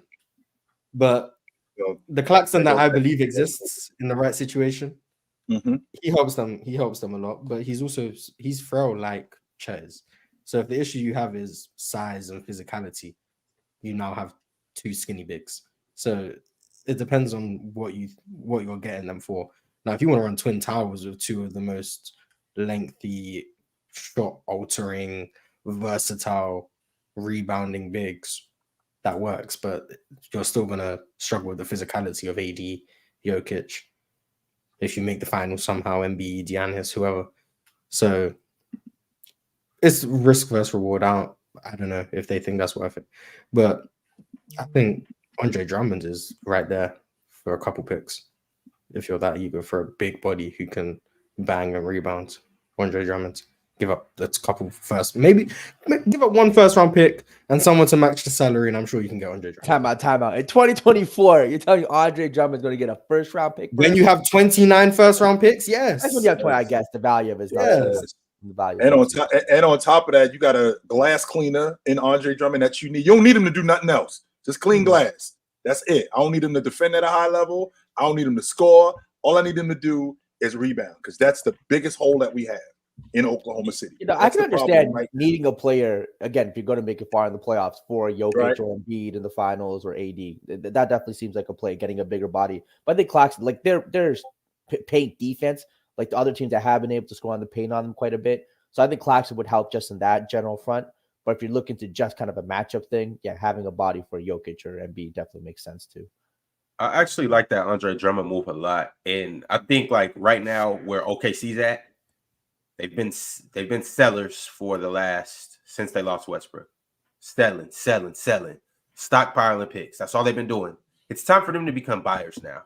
It's time for them to go out, and I expect them to do this at the trade deadline too. It's time for them to go get an Andre Drummond. It's time for them to go get somebody that really can play the 4 for them and defend at the 4, but also knock down the 3, whoever that may be. But it's time for them to go start shaping up their roster to really be contenders, unless they still think that they have more time to develop these guys and they want to do it that way.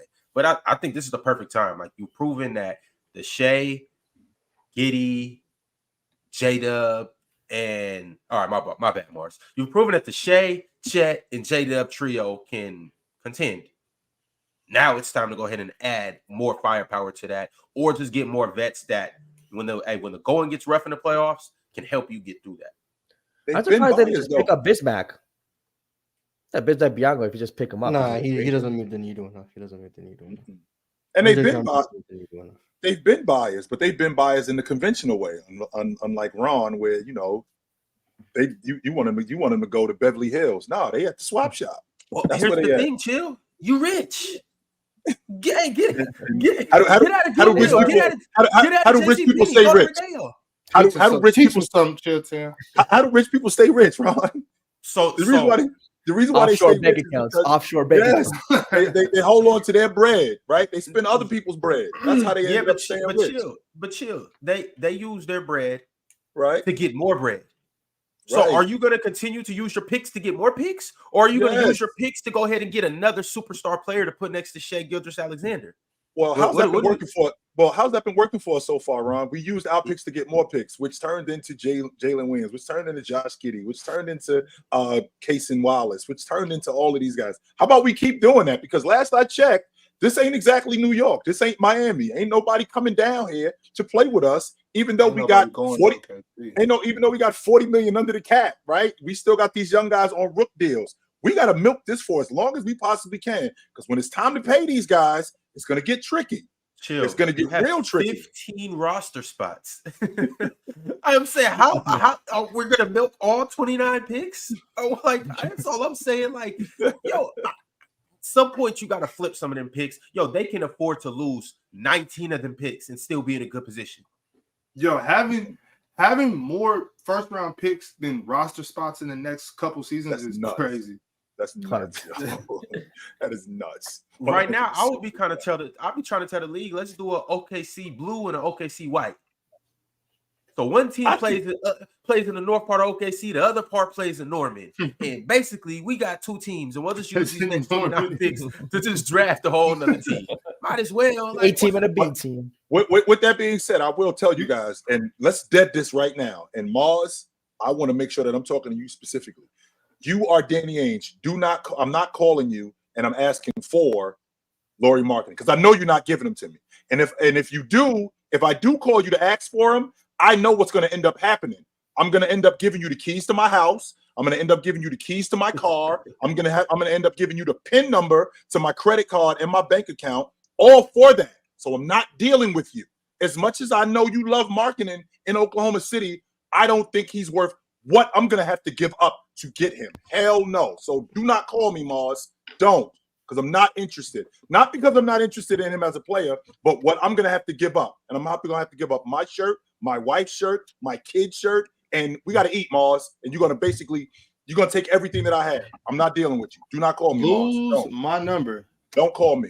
Don't. I mean, with the amount of first round picks they have, if Ainge wanted like 4 firsts for Markkanen, with the amount they have, I'm just like, you know what? If I'm going all in, give him 4 firsts. Only accept it's not going to cost only those 4. It's going to cost me something else significant. And you're going to talk, and I know Mars, Danny Ainge, you're going to end up talking me into giving you something that I don't want to. You know, this kid, Jalen Williams, I know how much you love him, right? And he could be such a good player in your system, but how much is he going to cost you? Ultimately, he's going to cost you way more. You still got these guys on the rook deal. Now, all of a sudden, my wheels are turning. Next thing I know, I walked in here, Big Ox, asking for a car payment of $300. I walked out, my car payment is $750. That's Mars. That's Mars. Bad credit. That's Mars. That's Danny Ainge. No. That is Danny Ainge. No, do not call me. No, don't call me.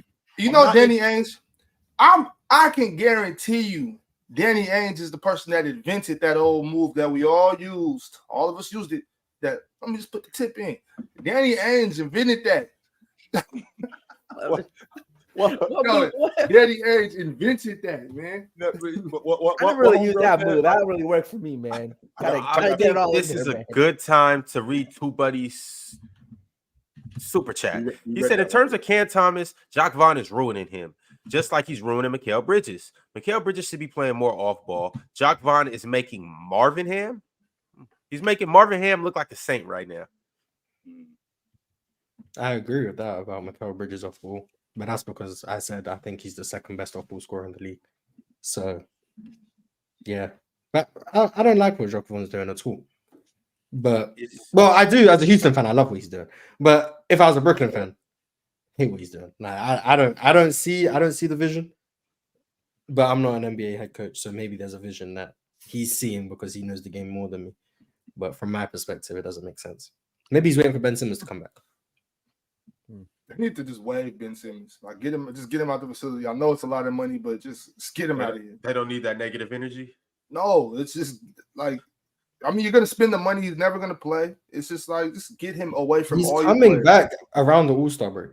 He'll come back for how long? How long, Mars? To end the season. Yeah, and then, wait, when is New York Fashion Week? When is Fashion Week? God damn. When is Fashion Week? That's a good question. Well, see, we don't know. I guarantee you Ben Simmons knows. Mm-hmm. Okay. He does. Okay. Get him out of there. I believe in you, Ben Simmons. Jalen, yep, it's time to kind of hear from you about the trade that happened last night. Some will call it a blockbuster, some will call it a super trade, some will call it the biggest move of the season so far. Some will say, it's whatever. How do you feel about it for both sides? I think for both sides, it's a bit of definitely a win-win. I think with the contract situation that the Raptors had, getting 3 first-round draft picks, and a Bruce Brown, who you could also flip possibly for another first-rounder or some other draft picks or pieces. I think the Raptors besides did a great job in terms of that. And then with Indiana, understanding, what position they're in, having Halliburton playing the way he is, having a Miles Turner, having Buddy Hield there, Obi Toppin, their coach doing their thing, adding a piece like Pascal and all NBA caliber players, going to play defense, going to get you buckets. It's just a win-win for both. So I think both teams did fine. The one thing for Indiana, if he doesn't resign, it's going to be bad. If he doesn't resign, it's going to be real bad. giving up those 3 first picks of Bruce Brown. I can't hate it that they did quote unquote go all in, to kind of make a run this season. But yeah, I think it's a win-win for both though. So I think both teams kind of good, but they just better hope he resigns. And I want to say, what's the rule with the guy getting traded? Like he can't re-sign with the Raptors in the offseason? Is that a rule?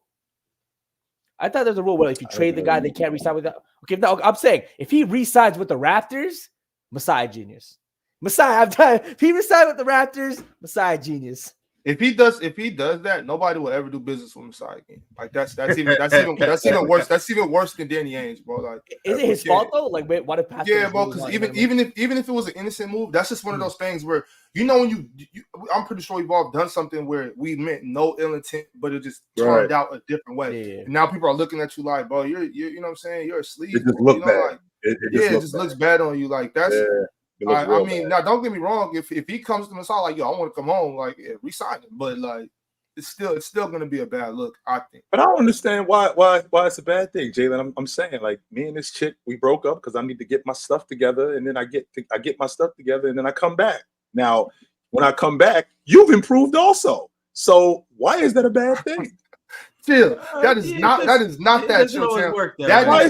That is chill. You know what that is, chill. That is you and her schemed on the neighbor, and she went over there and came home with something. That's what that is. I don't know. Yeah. She went over there and got the bank account information. Come on, man. That is crazy work. If he walked out for what Indiana gave up, and for him to be a rental, which I think he could very well be that. I don't think he's going to be that because they got his bird rights. But for him to just be a rental and for him to walk out the front door and for them to now just lose him plus what they gave up and for him to go back to Toronto, we might have to go find him. They might have to go find him. For real. I do want to say we're happy that Pascal is here. Oh, yeah, I said my paperwork for the Indiana Pacers fan bandwagon has officially cleared yesterday. It went through. It took a long time, but it officially went through. I don't know how you put up with this dude. I'm so sick of this dude, B. I swear, man, I'm so sick of this dude. I don't know how you put up with him, man. Don't. I know this your man. I can't stand this dude. I swear. How scary is Indiana? You guys have like a top 4 seed, top 3, top 5 in the East. Can they make a run in the playoffs? Top 10. Jalen, you seen what I said in the chat yesterday. Yeah, I saw you. A top 4 team in the East, and they're a top 8 team in the NBA. So they're better than the Cavs? Yes. They're better than with the Nets. Evan Mobley and Darius Garland. Yes. They're better than the Nets. Yeah. Interesting. Yeah. Top 8 team in the league. Wait, so in the league, not in the East. Wait, in the league. Top 4 so we got so top 4 in the East. So we got Milwaukee, Philly, and Boston are the top 3 in the East. Mm-hmm. So you think the Pacers are better than Miami? So cool. So they're the 4th best team in the East. Mm-hmm. Then if they're a top 8 team in the NBA, that means Minnesota or Indiana. Minnesota, Indiana. Hold on. On the West, you have Denver. No, Mars. Whoa. Stop right there, Mars. These are the top 4 seeds in the West right now. Minnesota, Oklahoma City, Denver, and the Clippers. Somebody got to come out, Ron. Which one of them teams come out for Indiana? OKC. Thank you, Ox. The Pacers are better than the Thunder? Yeah. That's a strong take. You guys also, you're undervaluing what Pascal is ultimately bringing to that team. What is he bringing to the team, Ron? Championship. He replaced Bruce Brown's championship pedigree. I don't know. But here's the thing. And timeout. You see, and once I do want to say I like what Bruce Brown brought to the table, and I think Bruce Brown is a good pickup for the Raptors. But we all know Bruce Brown and Pascal Siakam, it's levels. But Pascal does everything better that Bruce Brown does, just better. Right. He's bigger, he's more athletic, he can shoot just as good. Score better, more versatile. The better player. Okay, the better player, Ron. I can get with that logic. Take the championship logic off the table because you already had that. You literally just had that. You just replaced championship pedigree with championship pedigree. And Bruce Brown's championship pedigree is more recent. So his it was literally just in the calendar year. I mean, not too long ago. But on top of that, you got a championship coach. Here's also the thing, and that helps him a lot too. So the more champions you stockpile, the better it is. Now I know you lost one and They got have one. the same before. No. I know you lost one and got one. I know you lost one and got one, Okay. but it's a little different when the championship pedigree that you got is your first, second option on any given night, as opposed to your sixth or seventh option on any given night. It's a little different when they have the ball in their hands more. It's a little different when they're expected to do more, and their responsibility of helping the team win is a little more. And I think what Pascal Siakam is going to bring to that team, just all around the board, even outside of championship pedigree, he adds a whole nother element to that team where it's like, all right, okay. I don't know who's. I do agree with you. I do agree with you. I don't know who's better, but I know the Pacers obviously can beat Milwaukee. We've seen that. Adding Pascal Siakam just makes that even more of just a domination. I think Indiana can beat Milwaukee. I think Indiana can beat Cleveland. Indiana can beat Orlando. I'm not sure about Miami. Definitely don't think they can beat Boston. Philly? I don't know. I don't know about Philly. But it's a matchup thing in the East. That's what it's more about. I think it's more about what seed are you, who are you playing. If they got the right matchups, Indiana can make a good strong run this season. Now, as far as all those teams in the West, I don't know. I mean, they got to get through these first, but I just don't. I don't know. Yeah, but I do think they're better than OKC. I do. I agree with Ron on that. There's like 5 teams in the East that I think would beat them in the series. The top 3 in the East, I think, is pretty obvious. Then I got Miami, and then I think Cleveland and New York is just a series. Yes. I'm not sure, but Cleveland is weird because they started playing better when Darius Garland and Mobley went down, and that's because I don't think I don't think it works with all 4 of them, like the 4 main guys. So that's just my perspective of it. So I guess I'm more pessimistic. I think when they come back, they're gonna look worse, not better. So that's why it depends, Mars, on where the space is. What I mean when I say where the space is, how are you going to use these guys? Because it's obvious what we were doing is winning and it's working. All right, so if we're going to add guys back to what we're doing, we can't go back to what we were doing before that because that didn't work. So, like Donovan Mitchell being a shot creator, not only Donovan Mitchell being a shot creator, Donovan Mitchell being a shot maker. Evan Mobley now, what are you going to be? Because Jared Allen is more of a rim runner. Jared Allen is more of a rim protector. Evan Mobley is that also. So now Evan Mobley has to be more of a defender on a perimeter. And not just on the perimeter, he's got to be more of a defender in the mid-post. We can't just go back to what we were trying to do when the season started. Because what we're doing now is clearly working.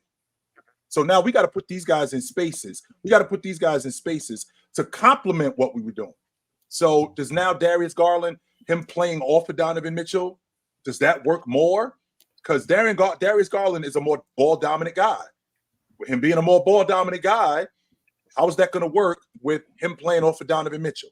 Do we look to trade Darius Garland? I ain't really feeling that because he's a kid. I'm not trying to hear that because I could lose Donovan Mitchell too. I don't know.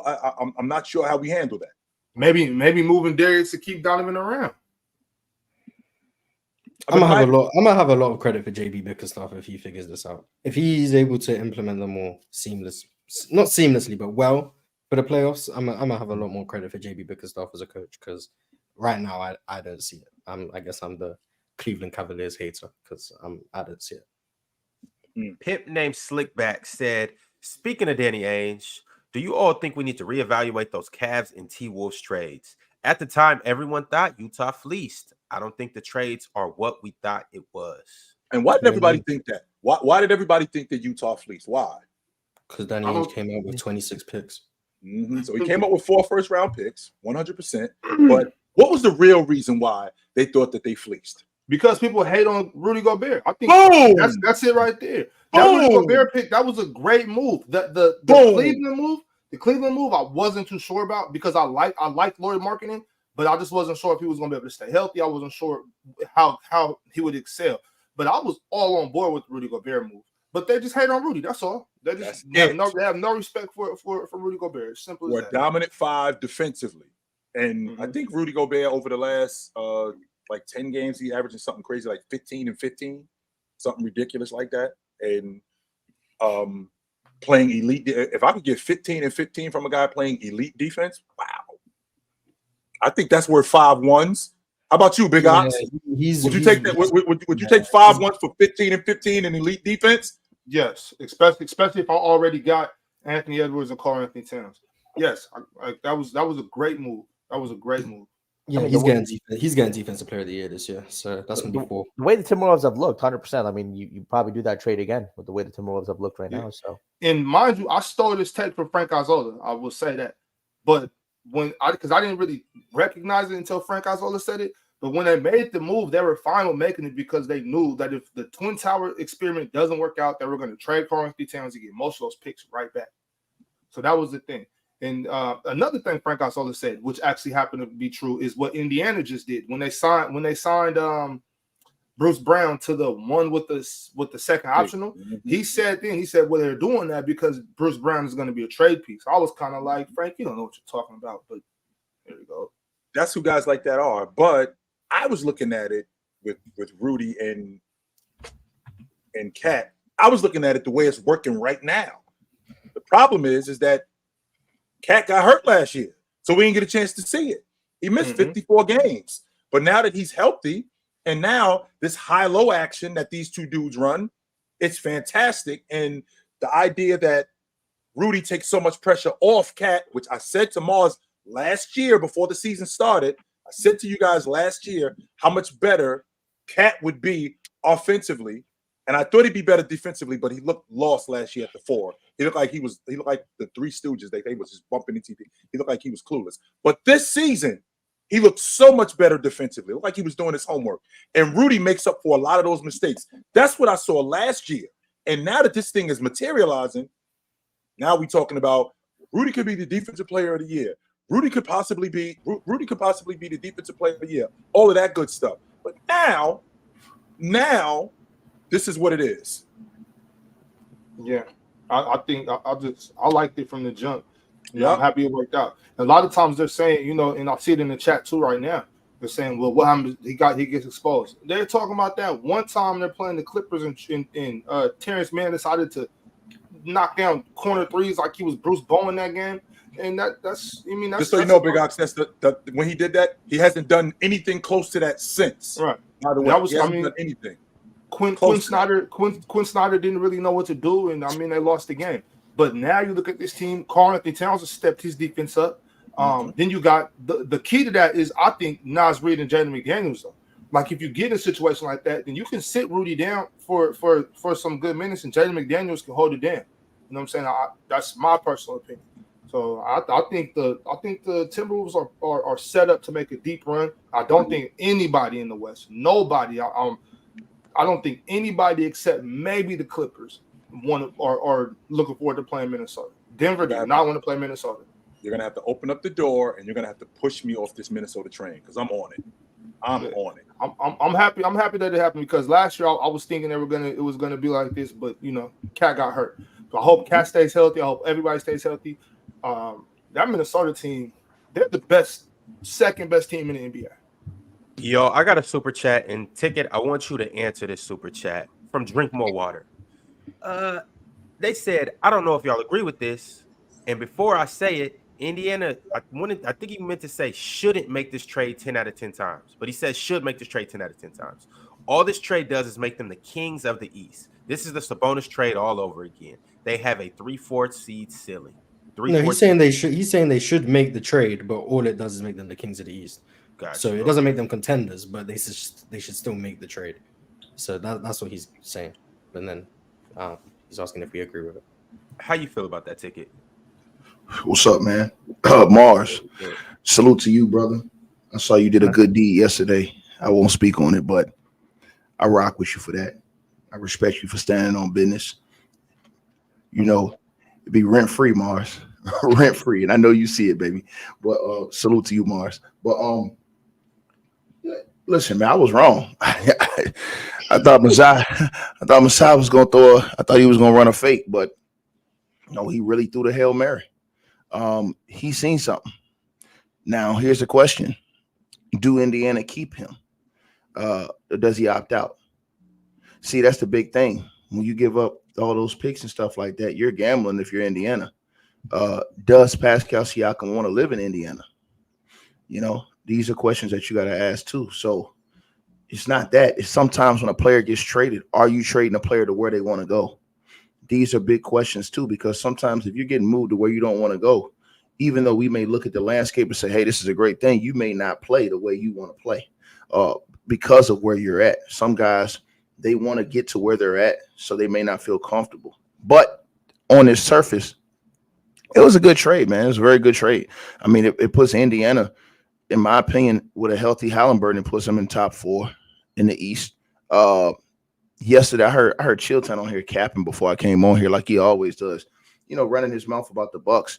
And it's just like, how you going to talk about a team without their best player on the court? I just don't understand it. That's like talking about any team that his king has played for without LeBron being on the court. How can you really evaluate that team?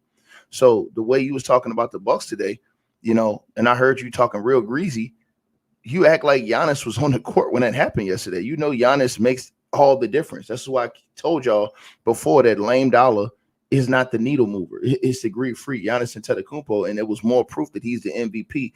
And when you look at a series like that versus what the Pacers are going to look like now even more than ever, it's going to show you how great Giannis Antetokounmpo is, because now he's got to overcome Siakam, and he's got to overcome the other big fella, Miles Turner, but he always destroys Miles Turner. But now you got to get through Siakam, Miles Turner, and you got Obi Toppin coming off the bench. So for me, man, again, bro, Chill, you was capping yesterday, earlier today, and I heard you about the Bucks. So when I said earlier today, because you obviously didn't hear me. I heard everything you said verbatim. No, you didn't. No, you did not. You clearly didn't. I did. You said. I can rewind the tape because you were talking about the Bucks. So you said you heard everything. You were saying that you were saying that you ain't sold on the Bucks. Saying what did I say? You were saying that you were sold on. You were not sold on the Bucks like everybody else. Blase. Yes, you did say that. Correct. Keep going. Keep going. Keep going. Ticket. What else? Everybody heard what you said, bro. What else did I say? Ticket. Come in here and lie. What else did I say? Ticket. All these other dudes, they're not going to check you. What else did I say? I'm going to check you. You're not checking me. What else did I say? Ticket. You're not checking me on anything. Well, ask everybody in the chat room what you said about the Bucks. Forget everybody else. You are in my face right now. I just told you. What did I say? Ticket.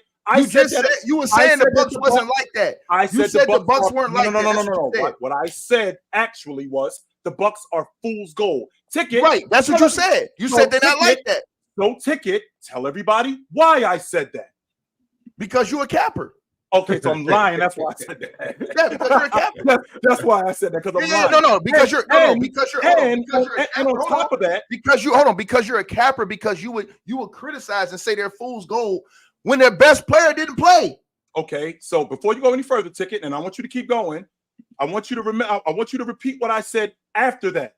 I did not say just off of yesterday. Did I say that? Yes or no? I don't care just off yesterday. I saw them when they beat they beat your team. I saw them when they beat the Boston Celtics, and you shut your mouth. Right. And you made excuses about the game before this and the game. I don't want to hear that. They beat your team. They beat the hell out the team. They beat the hell out the team you said was going to win. They lose at home to the Utah Jazz. They were down by 30 at one point with Giannis Antetokounmpo in the lineup. They were down by 27. Hold on. What does that matter with the East? We're talking about the East, right? We're talking about the East, right? We're talking about the East, right? Antetokounmpo in the lineup. They play against the Portland Trailblazers. They have to come back right now.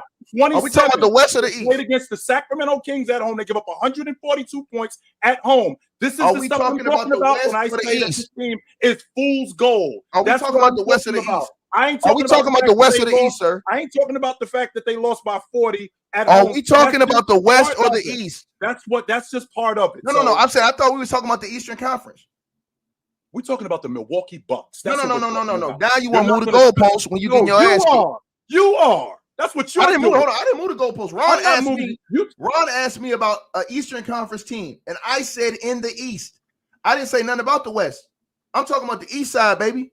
And guess what? You understand what I'm saying? The Milwaukee Bucks do not play in the Western Conference.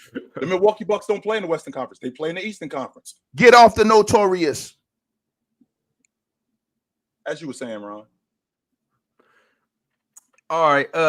What I want to know is, does Bruce Brown do anything for the Raptors? No. He's gonna get moved probably. Yeah, he's not staying there. He there for another pick that they're gonna get in a trade. Yeah, he's That's gone. what he does. He's out of there. I mean, They somebody's can't gonna trade him this year, though, right? It has to Yes, be. they can turn around and trade him right now. Somebody's going to pick him up, a contender.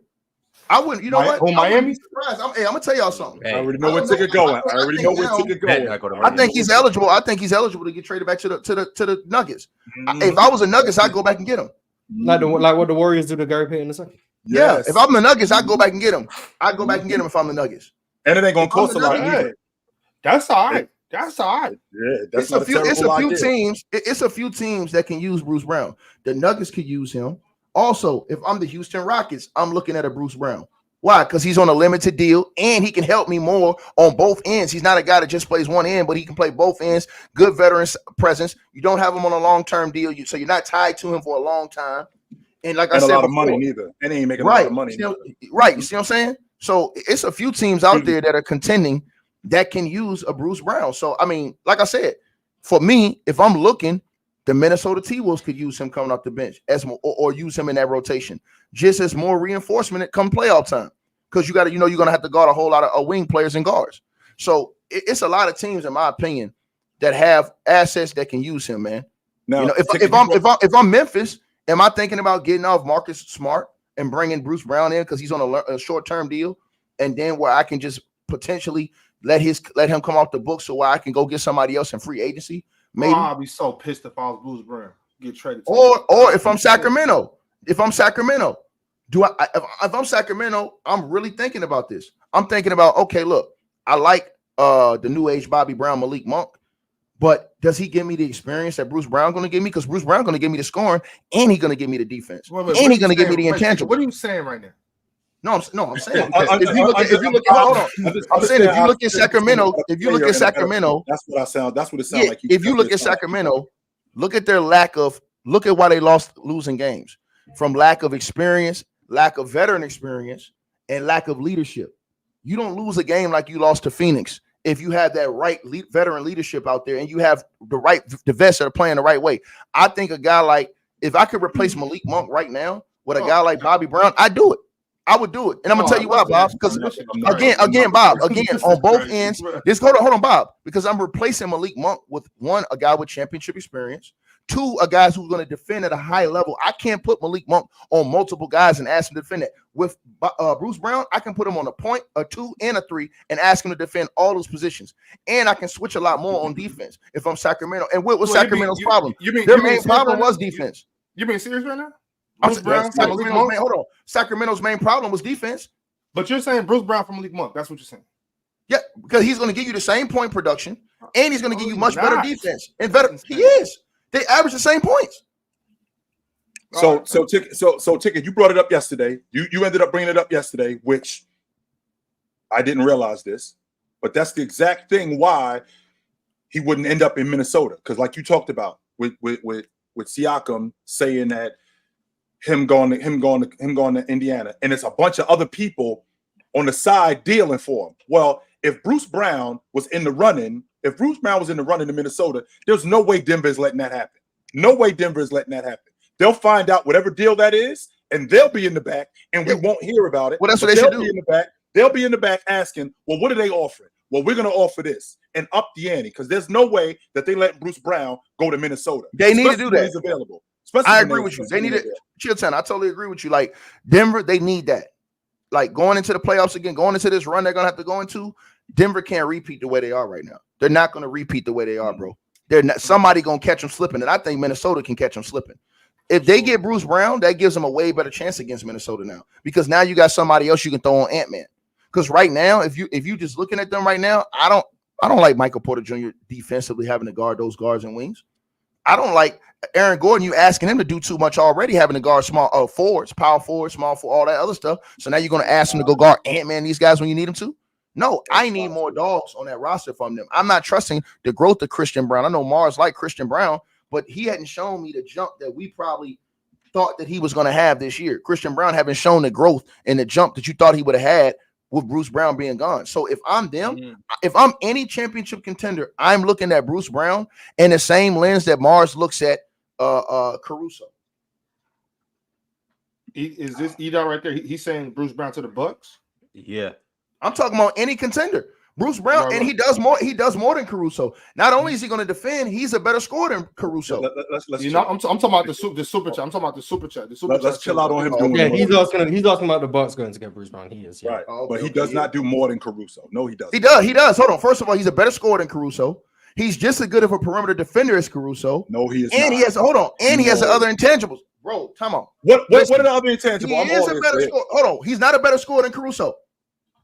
I think he can knock down open shots. Caruso can So knock hold down on. No. open I shots. ask you a question. See, this is why, bro, this is why I'm necessary around here. Keep bro. going, Ticket. The You asked lies if he's a in better when I scorer. come in Why here. you The keep saying lies lies? in. Knock Is he down better? open shots. Is he a better defender? I mean, is he a better offensive player than Alex Caruso? Yes or no? There's a difference between an offensive player and a scorer. Just say scorer. Is Ticket, he a 'cause I ain't better saying scorer? Is he a better offensive player than Caruso? I don't think he's a better offensive player. I think he's a better scorer. Hey, yo, Ron. Hey, Ron, I man. think he's a better scorer. Keep going. Bro, Keep man, going. You're disgusting, bro. You're Keep disgusting. going, man. Ticket. So where's the you're- defense at then? you're- Hold on one second. Hold on one second, chill. Mars, do you think that Caruso's a better offensive player than Bruce Brown?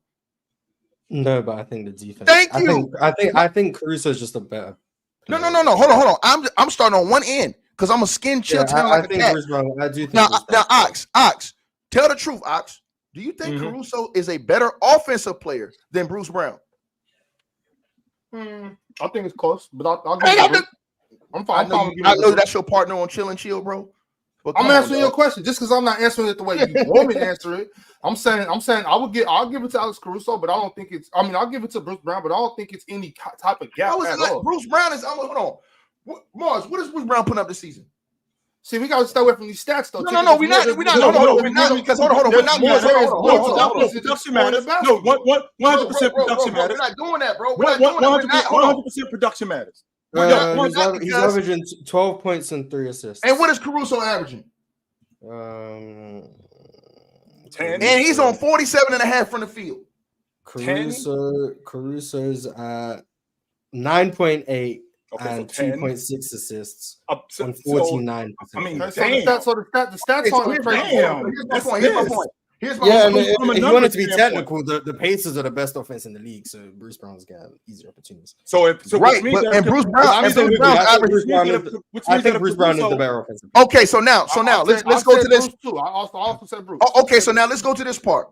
Now, how far is the defense in y'all's opinion? It's a lot further than off. It's a lot further than off. Caruso clears, in my opinion. Not close. It's not. But that's close. why I think Caruso is better. But I'm with you if you want to talk about doing it on both sides. I can see that. Right. But Caruso defensively is. The It's thing not about close. Bruce defensively, though, and I understand Caruso might be a better on-ball defender. He is good sliding over, help side defense, taking charges and stuff like that too. But Bruce does that as well. The thing I like about Bruce is Bruce can guard 1 through 4. That's Ron, Caruso is arguably the best on-ball defender in the game. We'll never talk about Bruce Brown like that. Never. What power forward does Bruce Brown Caruso can guard? guard None. I mean, Caruso can guard 1 through 3. I'll tell you what power forward he tried to guard, but Spoelstra sniffed that. Not Spoelstra. Who was that who sniffed that out? That him getting on switches and getting dunked on. Give me a break, man. Ain't no power forward Bruce Brown. No, ain't nobody. He can't cover no 4-man. No, he cannot cover a 4-man. Bruce can guard 1 through 4. What for? So what can Caruso do? Oh, Harrison Barnes. What can Caruso do? I would say Caruso's more 1 through 3, and it just depends on who the 3 is. So Caruso guards 4 now. So First of all, he's bigger than Bruce. I've seen him guard Paolo Banchero. And not only guard Paolo Banchero, And- he's bigger than Bruce. And Bruce Remember, Brown is those a playoff. five. And Bruce Brown is a playoff elevator too. He's a playoff riser too. Last I checked, Caruso was on that team that won the NBA championship in 2020. Bruce Brown just won a championship last year. And he won a championship too. So that Hold on. But Bruce Brown, hold on. But Bruce Brown is a significantly argument. better playoff riser. So you tell hold on, chill down. So you would rather have you would rather have Caruso than Bruce Brown? I would rather have Caruso than Bruce Brown. Yes, I would. Yes, man, something Yes, y'all I on would. something, bro. Yes, Y'all I on would. something, bro. I'm fine with saying if you want to talk about what they do on both ends, like I Man, think Bruce Brown's these better boys on offensively.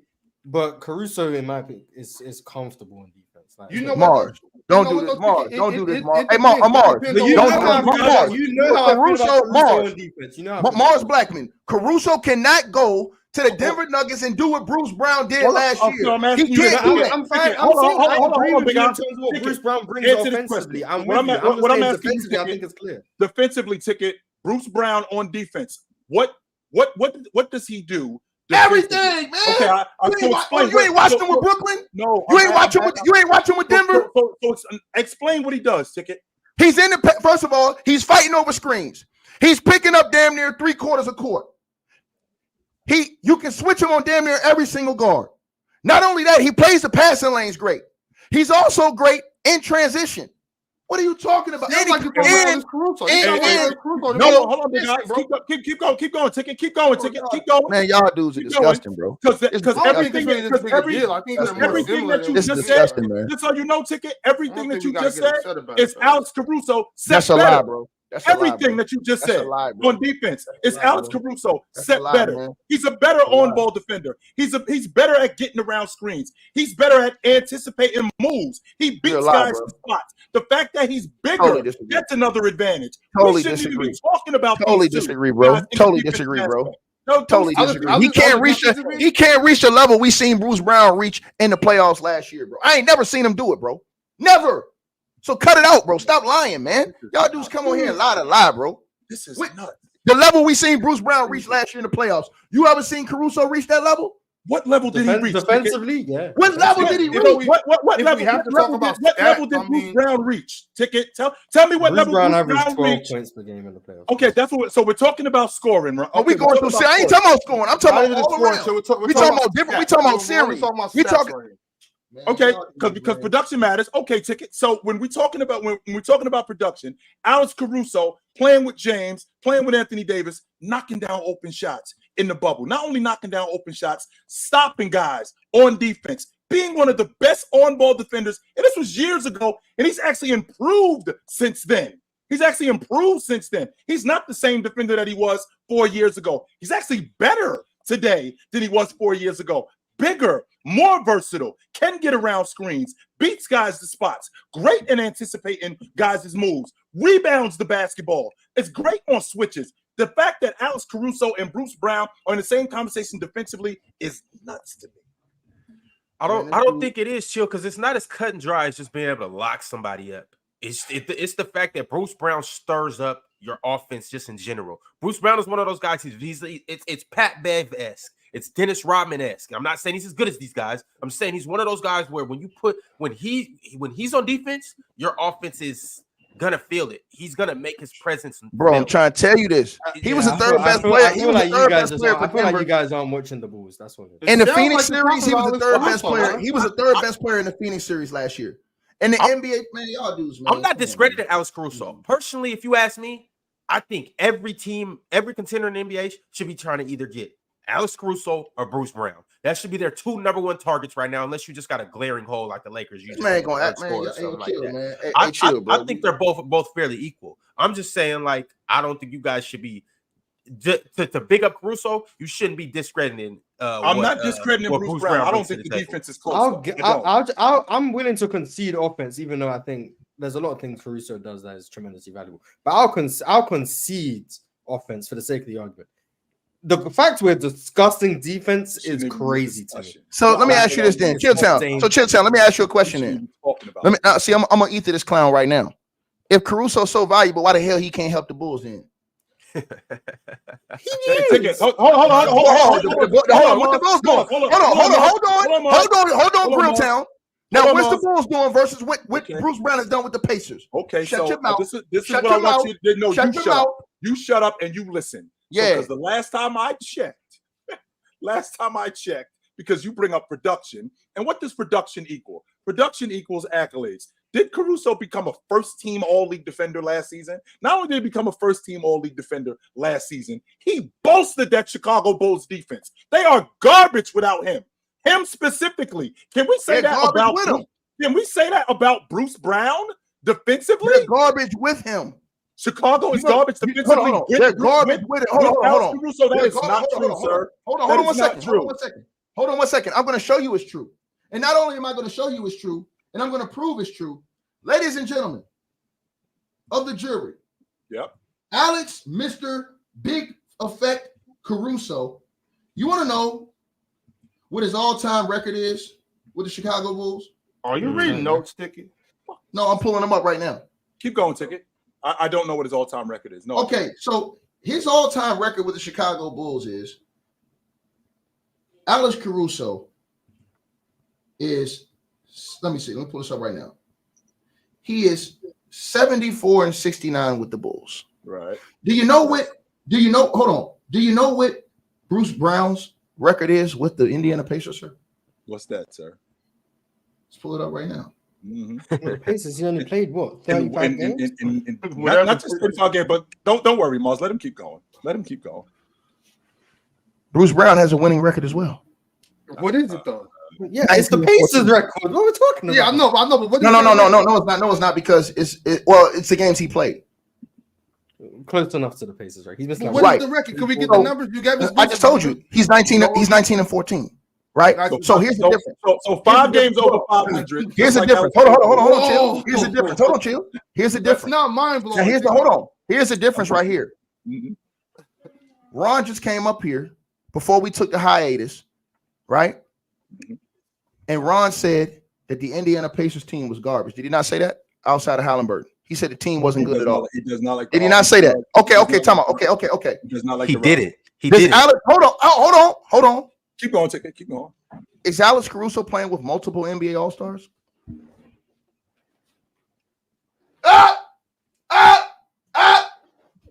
Multiple NBA All-Stars? Is that what you just Is said? he playing with multiple NBA All-Stars? So 3 to be exact. DeMar DeRozan, Vucevic. 3 to be exact. We're throwing a Vucevic. Shut your mouth, sucker. He got all that talent. Right.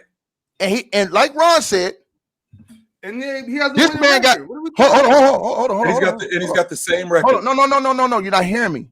I heard everything that you just said. No. I heard everything. Hold on, Bobby Evans. Listen what I'm saying to you. I heard everything that you just said. Listen what I'm saying to you. Listen what I'm saying to you. Bruce Brown's record only goes off this season. Right. Alex Caruso, remember, they were winning games the other year. They had made the playoffs and they got crushed by the what you call it. Don't forget this isn't their roster. Hold on. But you also take a quick. Hold on. Listen one thing. You have to take into equation. Hold on, bro. How many games has the MVP candidate superstar that Ron calls him missed this season for the Pacers? I don't know how many games he's missed. I think he's missed. I think he's missed 15 games or something like that. Okay, so now you do the math. Half of these rappers lying in their rhymes. So, like I said, Alex Caruso consistently has had more elite level help around him just to be 4 games over 500 versus Bruce Brown, who's dealt with a dude who's been hurt in year 1, year 2, year 3, and now. And I guess is this year 3 or year 4 of his NBA career, been hurt every year. You are not serious right now, bro. Did I lie? Did I just lie? This isn't even circumstantial evidence. Did I lie? Terrible, yes. nigga. But did I lie, Bob? Has Tyrese Halliburton been hurt most of the season? Am I lying? What does that got to do with who's better between Bruce Brown and Alex Caruso? Because if you ask Ron, how long has Lonzo been hurt? No. All of y'all been pushing the narrative about Tyrese Halliburton. So all y'all been saying that Tyrese Halliburton is that guy. So Tyrese Halliburton was playing. Would they be winning more games than Bruce Brown? We answered how many games did Tyrese miss. Now answer how many games has Lonzo Ball missed. What are you talking? Lonzo Scrub. What am I talking about? I'm talking about the same thing. Lonzo Scrub. How many games has Lonzo Ball missed? Because Lonzo Scrub. You really talking about Lonzo Ball, man? Because last I checked, we're not keeping the same energy. Lonzo Ball ain't nowhere near the level of we're not keeping the same energy. He ain't nowhere near the level. These is facts. He's nowhere near Tyrese Halliburton level. I haven't heard one fact in 5 minutes. Bob, you the same. Nobody's saying that. I haven't heard one fact. You're the same dude that said, Bob, I heard what you said the other day too. And you thought you was slick. You ain't get away with it. And I meant it. I'm gonna catch you right now. I don't care. I don't know what you about to say, but I know I meant it. Ron, this is the same dude that said Jaime Jaquez Jr. the rookie of the year, bro. Bro, send this dude straight to him. So. Okay, wait a minute. Hold on. Let's get back to Bruce. You know what? Let's get back to it. You can't get around it. Yes, I can actually. So hold on. So let me ask you a question. Do you think would Bruce Brown's record be better? Hold on. Would Bruce Brown's record be better if he had his best player on his team? if Bruce Brown was still in, if Bruce Brown was If still in Halliburton Indiana, wasn't hurt, if Halliburton was not hurt, would Bruce Brown's record be better than what it is right now? If Lonzo Ball wasn't hurt, would Alex That's the Caruso's point. record be much They're not better? even the same Yes. level. What are you talking it about? doesn't mean that they're Ticket. The fact that they're not on the same level does not mean that he doesn't matter more. Because everything that they were doing, everything. You hear this right? It doesn't mean that he doesn't matter. Lonzo Ball means more to the Bulls than Tyrese Halliburton means to the Pacers. Ron, next subject, man. Understand what the two. Yeah, I don't agree with that. Yeah, I don't agree with that. That's not what I'm saying. What I'm saying is that the Chicago That's what you Bulls- said. Okay, so let's rewind. How much did Lonzo Ball mean to the Chicago Bulls? Everything. No, he didn't. Everything. No, he didn't. Okay, and here's why. Because you just mentioned Bruce Brown's 35-game sample size. Just so you know, Ticket, when Lonzo Ball was on the Chicago Bulls and that 35-game sample size, I bet you didn't know that this was the seed that they were in the Eastern Conference, the number 5 seed. I bet you didn't know that. I bet you didn't know that they were a contender in the Eastern Conference when Lonzo Ball was on that crew. I bet you didn't know that. I bet you didn't know how much better. What was the Pacers with Halliburton? The Pacers were number 2, right? No, they was never that. They were never that high. They never got to number 2. I don't remember. I think don't ever they remember. was 4. I think they got to 4. Yeah, I think they was 4. The Pacers didn't get number 2. Bruce Brown wasn't even on the team. But I'm talking about this year. I'm talking about this year. Oh, this year. I don't know. Even this year, we're still talking about the same thing though. And we're talking about if you have Lonzo Ball on that Chicago Bulls team, how much better they would have been. So the Bulls and how much better? Let me get this straight. And not only that, Lonzo Ball means more to the Bulls than Halliburton. How much better they would have been? How many more games they would have won? And how much better? How much better Alex Caruso is with that crew? Come on, bro. Hey, You talking about a dude that got a worse jump shot than Bob, and you talking about he got a better effect on the Bulls than Tyrese Halliburton got. You didn't have to say that part, Ticket. Well, I'm saying it, Baba, bust your ass, Ticket. But what I'm saying, though, Ticket, is if you need somebody to say that he's more important than Tyrese, I'll say it. Fine. If that moves this on, he is. sure. Yes, he is. Lonzo Yes, Ball he is more important than Tyrese Halliburton. Cool. What's next? I do not think Lonzo Ball is. I misspoke. I do not think Lonzo Ball is more important than Tyrese Halliburton. No, The Bulls were the 1 seed when Lonzo went down. Number uno. Okay. So I did have that right, come Moss. on. Number uno at 35 games, the best team in the Eastern Conference.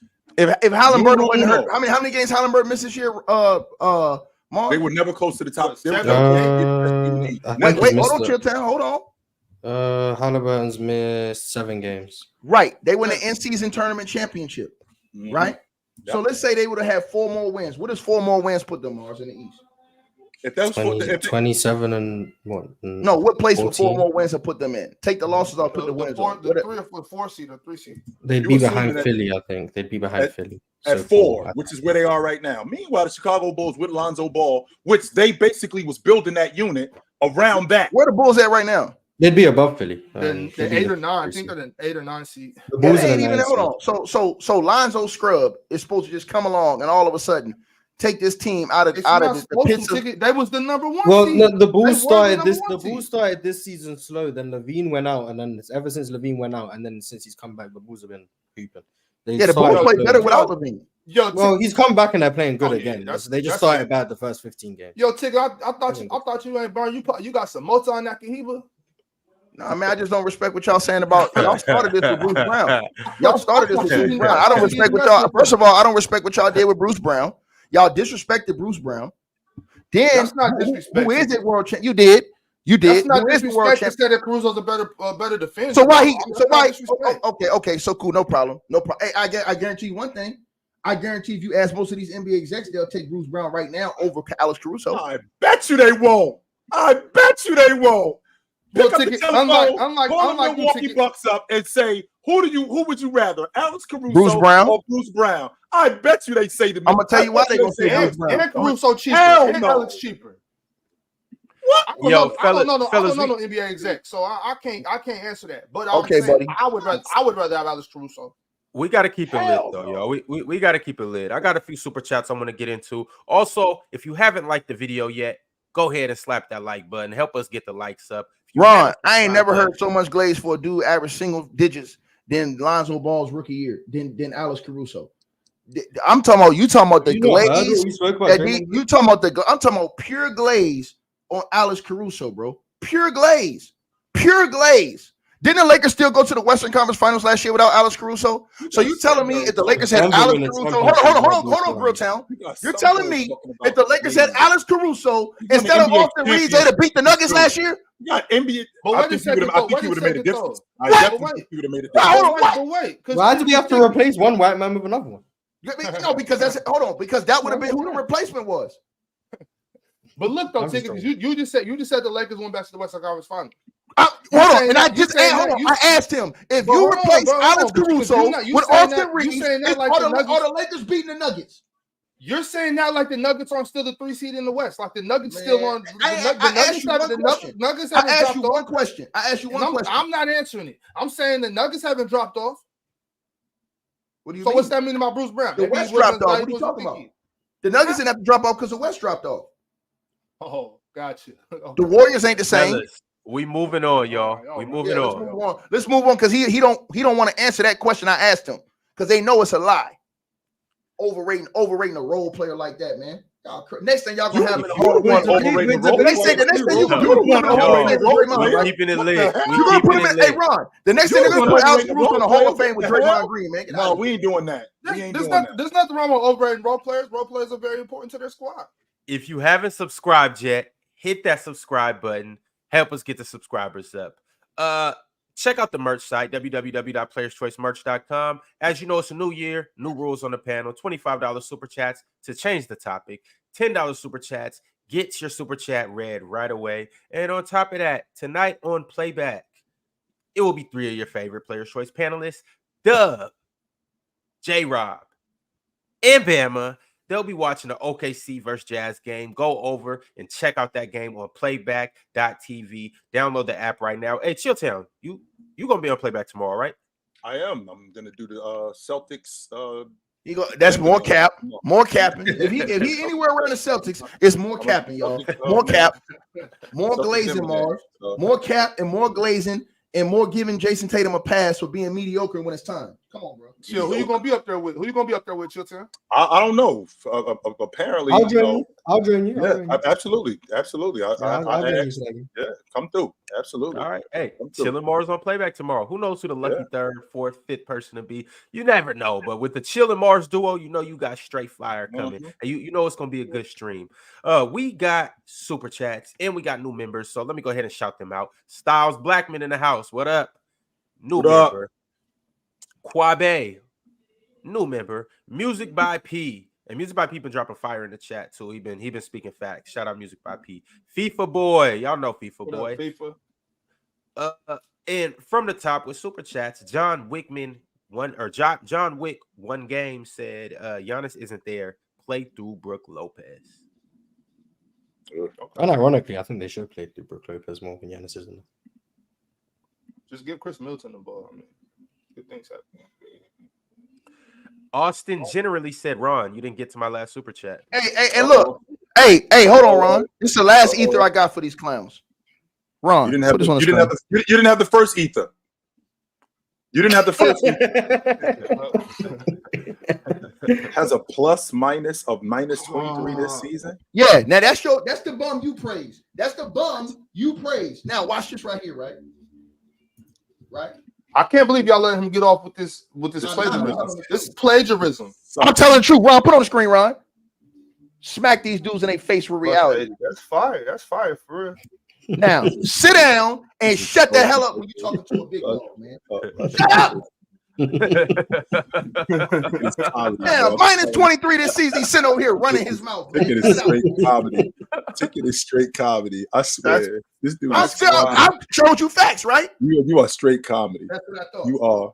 You are straight comedy. See, at first I thought you was capping. I thought you was capping until you went to stat moves. Now, don't make me pull up Jaylen Brown. I see that man's a minus 23. All this glazing for this dude. Bruce Brown's a plus 80.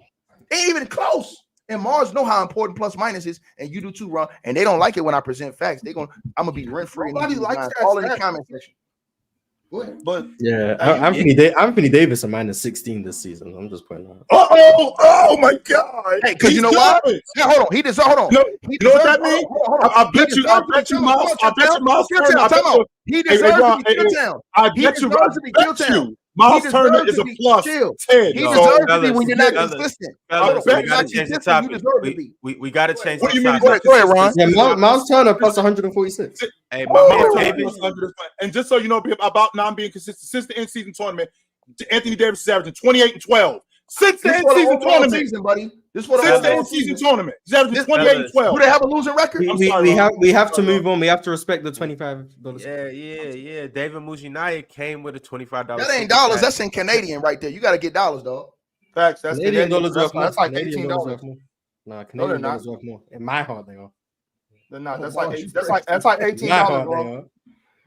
It's still more Let me than 10. do the conversion. Let me do Nah, the but conversion. that doesn't like change. It's like $25. $18. That doesn't change. Right. I'm David gonna do the Mujinaya, conversion are real you quick. duping us? Are you duping us?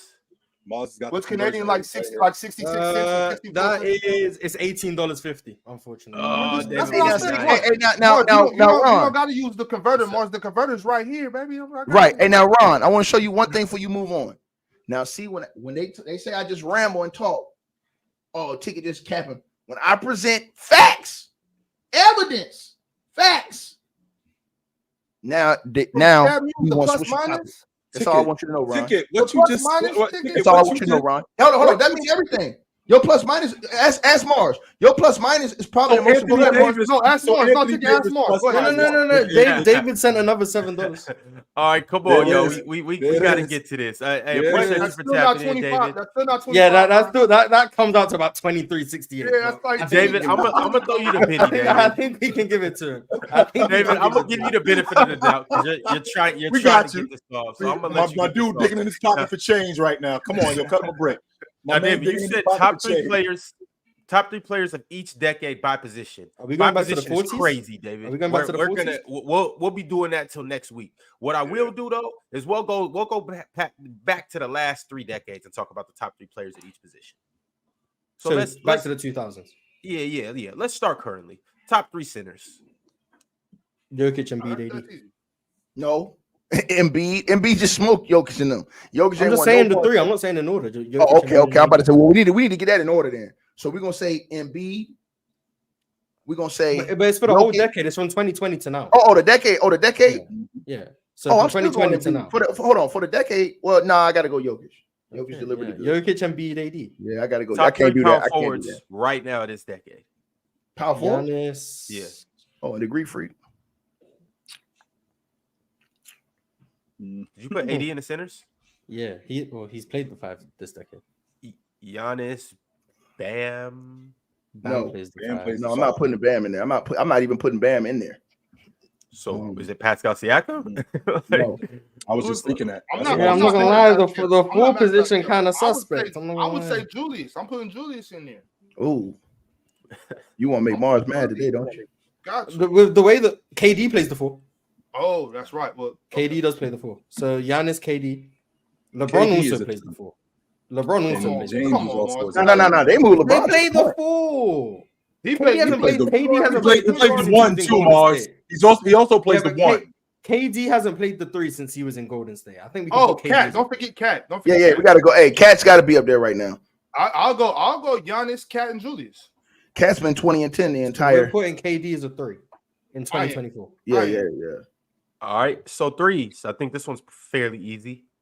No, it's not. Brian, Why KD, not? Kawhi. We not. KD's not up there. And Leonard ain't either. Oh, It's Bron. It's Bron. It's Bron. It's Bron. It's LeBron. If you talking about 3s, What's happening right now? it's gonna be. Hold on. It's got. If you talking about 3s, it's got to be LeBron. It's got to be KD. LeBron up Forgot there. about Jason Tatum. It's got to be. It's got to be probably. Jason Tatum, Yeah. Well, I got Tatum. I definitely got him over KD Jason Tatum. But why- Okay. But why? because he And led his LeBron own team to the James. final. He led his own PM team to the NBA final. PM in the playoffs. So he who let you his got own- ticket? I'm saying Tatum's in there. I agree. So you got LeBron, Tatum, and then you got Kawhi. As much as I Fine, love fine. Kawhi, I'm gonna have to go KD. Yeah, I'm gonna have to go KD I'm gonna have too. to go I can't. Y'all see y'all KD's do on that. my- Y'all KD's scared of on my KD. power forward. So Y'all scared of KD. That's why y'all do that. Scared of KD for what? I just Because of it's what just he might his say. injuries. Because of what he It's might just say his when he injuries. pull up. He ain't gonna pull up on me. He can pull up on. Yo, he might. You never know with KD. KD's played the 4 the whole time. I don't know why we're listing him as a 3rd.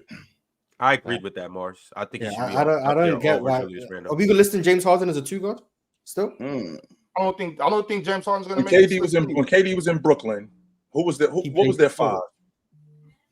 Well, there was many years, but it was Kyrie, James Harden, Joe Harris, KD, and then Nicholas Claxton, Blake Griffin, and then the next year it was Kyrie, and then when they traded James Harden, it was they had guys like Patty Mills, Bruce Brown. Nah, forget that. You know what I'm So what? KD at the 4? Hey, hold on.